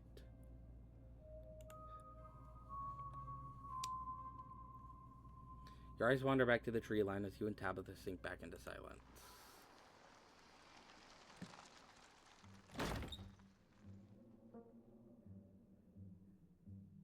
You once again cross the threshold into the estate, the musty stench of the decaying mansion greeting you with its undertones of mildew and wood rot. Well, this day was a lot more stressful than it needed to be, and I'm sure it's the precursor to a horrifically stressful week. I'm going to bed. I suggest you do the same. Please just talk to me. Cut me some slack. Why did you even invite me here? It seems like you hate me. Good night, Tabitha. Let her leave. Good night, Tabitha. I'll see you in the morning. Tabitha turns and makes her way up the stairs, her posture defeated. Turn in. You head up to your room and turn in. Why is it following me getting into bed? I feel like there's gonna be something that happens. You collapse in Tabitha's dusty guest bed, your head empty of thoughts. After your time in the Shaw mine, you barely even notice the dust.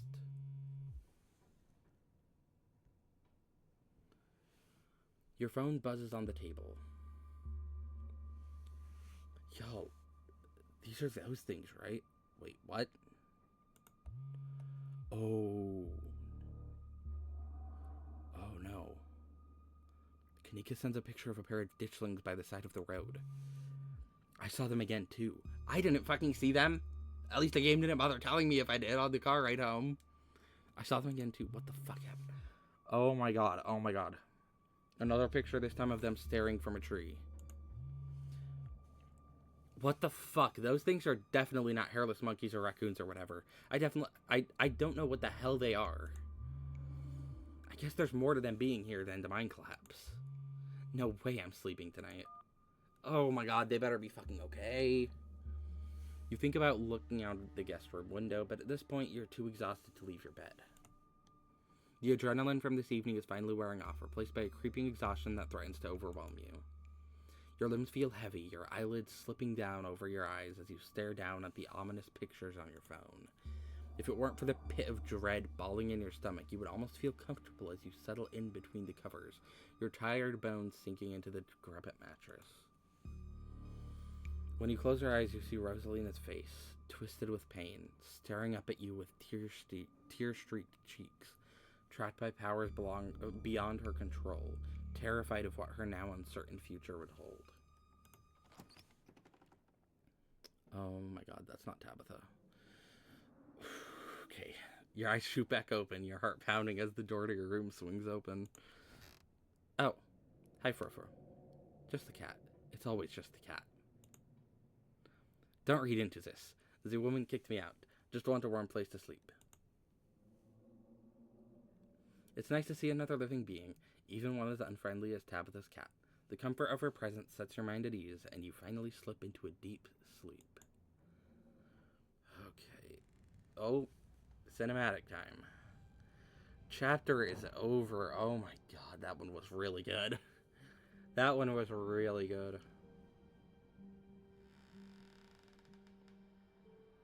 First one was amazing. This one was just fucking better.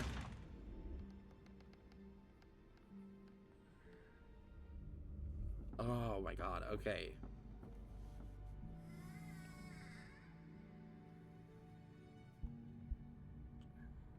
Are we going to the Forbidden Wings tomorrow?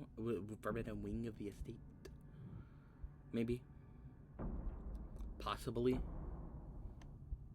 Maybe that's what that's teasing towards. This is the end of episode 2. Episode 3 awaits. Proceed if you dare. If you'd like to continue with this world state in episode 3, please save your game now. Of course I will. Just to overwrite the last one. Return. Nice. Main menu. That is where we shall leave the stream. All right. This was such a good chapter. I am so interested to know what's going to happen next. I don't know why I keep calling them chapters. Episode. Whatever. It's really good. This I cannot wait to get to episode 3. I am so curious on everything, really.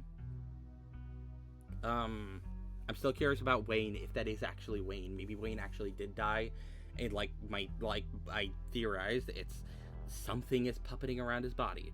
I don't know. Or maybe it's a ghost. I don't know. What the fuck was happening with, like, that one guy being set up by the Scarlet family? Scarlet family is looking to be a lot more evil in this, which they already were not great people, because they are running a mine and clearly not with very good precautions. Like Kanika had said, they're not very good people in the first place, but they're looking to be a lot worse people who possibly framed this one guy, and were the actual ones who caused the mining collapse. That is interesting. I'm still wondering what the Dredgelings are here for, considering clearly it wasn't the collapse, clearly it wasn't Duke's death. It's clearly something further in the game. I suspect it's probably going to be way further in the game, probably like end of the game, I'm guessing. I'm guessing that's going to be like the big reveal is like, oh, what are the Dredgelings actually here for? What is the tragedy that's going to happen? Can you even prevent the tragedy? Who knows? Possibly going to explore the Forbidden Wing of the mansion tomorrow. I don't know if the cinematics are like, oh, they're teasers for the next chapter, but if that was a teaser for the next chapter, it looked like it was going into the Forbidden Wing, right? Maybe.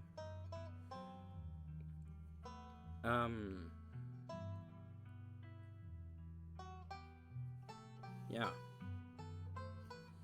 This was such a good chapter. Very stressful. Like, the first chapter was already like, holy shit. This one was so much more stressful, because I was like, there's so much more characters at stake here. Here, in the first one, it was just, me, Stella, fucking, Gretchen, and Duke. That was all that was at stake there. 4 characters. This time it was all 5 of the teenagers. Me, Stella, Kanika, Gretchen. Like, there's so much worse. It's so much worse. I'm glad I made the choices that were necessary to get Ifrin out at least alive. That's good. Yeah, I am wondering what's gonna happen next chapter. I will hopefully stream soon. Hopefully in the next couple days. Maybe tomorrow. Depends on if I have time tomorrow. Tomorrow or Thursday, probably. If not one of those days, hopefully somewhere at the end of the week or the weekend or early next week or something. But hopefully sometime in the next 2 days I will be back to stream more Scarlet Hollow. I am So interested. I think this Friday is when the second half of chapter 5 or episode 5 drops. I think. So yeah. Looking forward to that. Should be able to play all of episode 5 in one stream. If that is the case, because I don't think I'm going to make it through, I don't think I'm going to make it to the first half of chapter 5 before Friday, because even if I'm able to stream tomorrow and Thursday, if I'm doing a chapter per stream still, it's going to be, I'm going to get to chapter 5 on Friday. So, very excited. Hopefully going to be able to stream soon. And with that, I am going to end this stream. This was very enjoyable. Thank you to anyone who came to watch. Thanks to anyone who interacted in chat. It's all very appreciated. Yeah, I am gonna leave the stream here. Yeah, the usual stuff. Follow if you enjoyed this stream enough and want to know when I'm next streaming. Blue Sky, I usually tend to post more updates, so if you want to go follow me there, there's a link to it on my Twitch page. I tend to post more updates and stuff there, in between streams, off streams. I also post a lot of my art there, if you are interested in seeing that. With that all out of the way, hope you all have a fantastic rest of your day, night, evening, morning,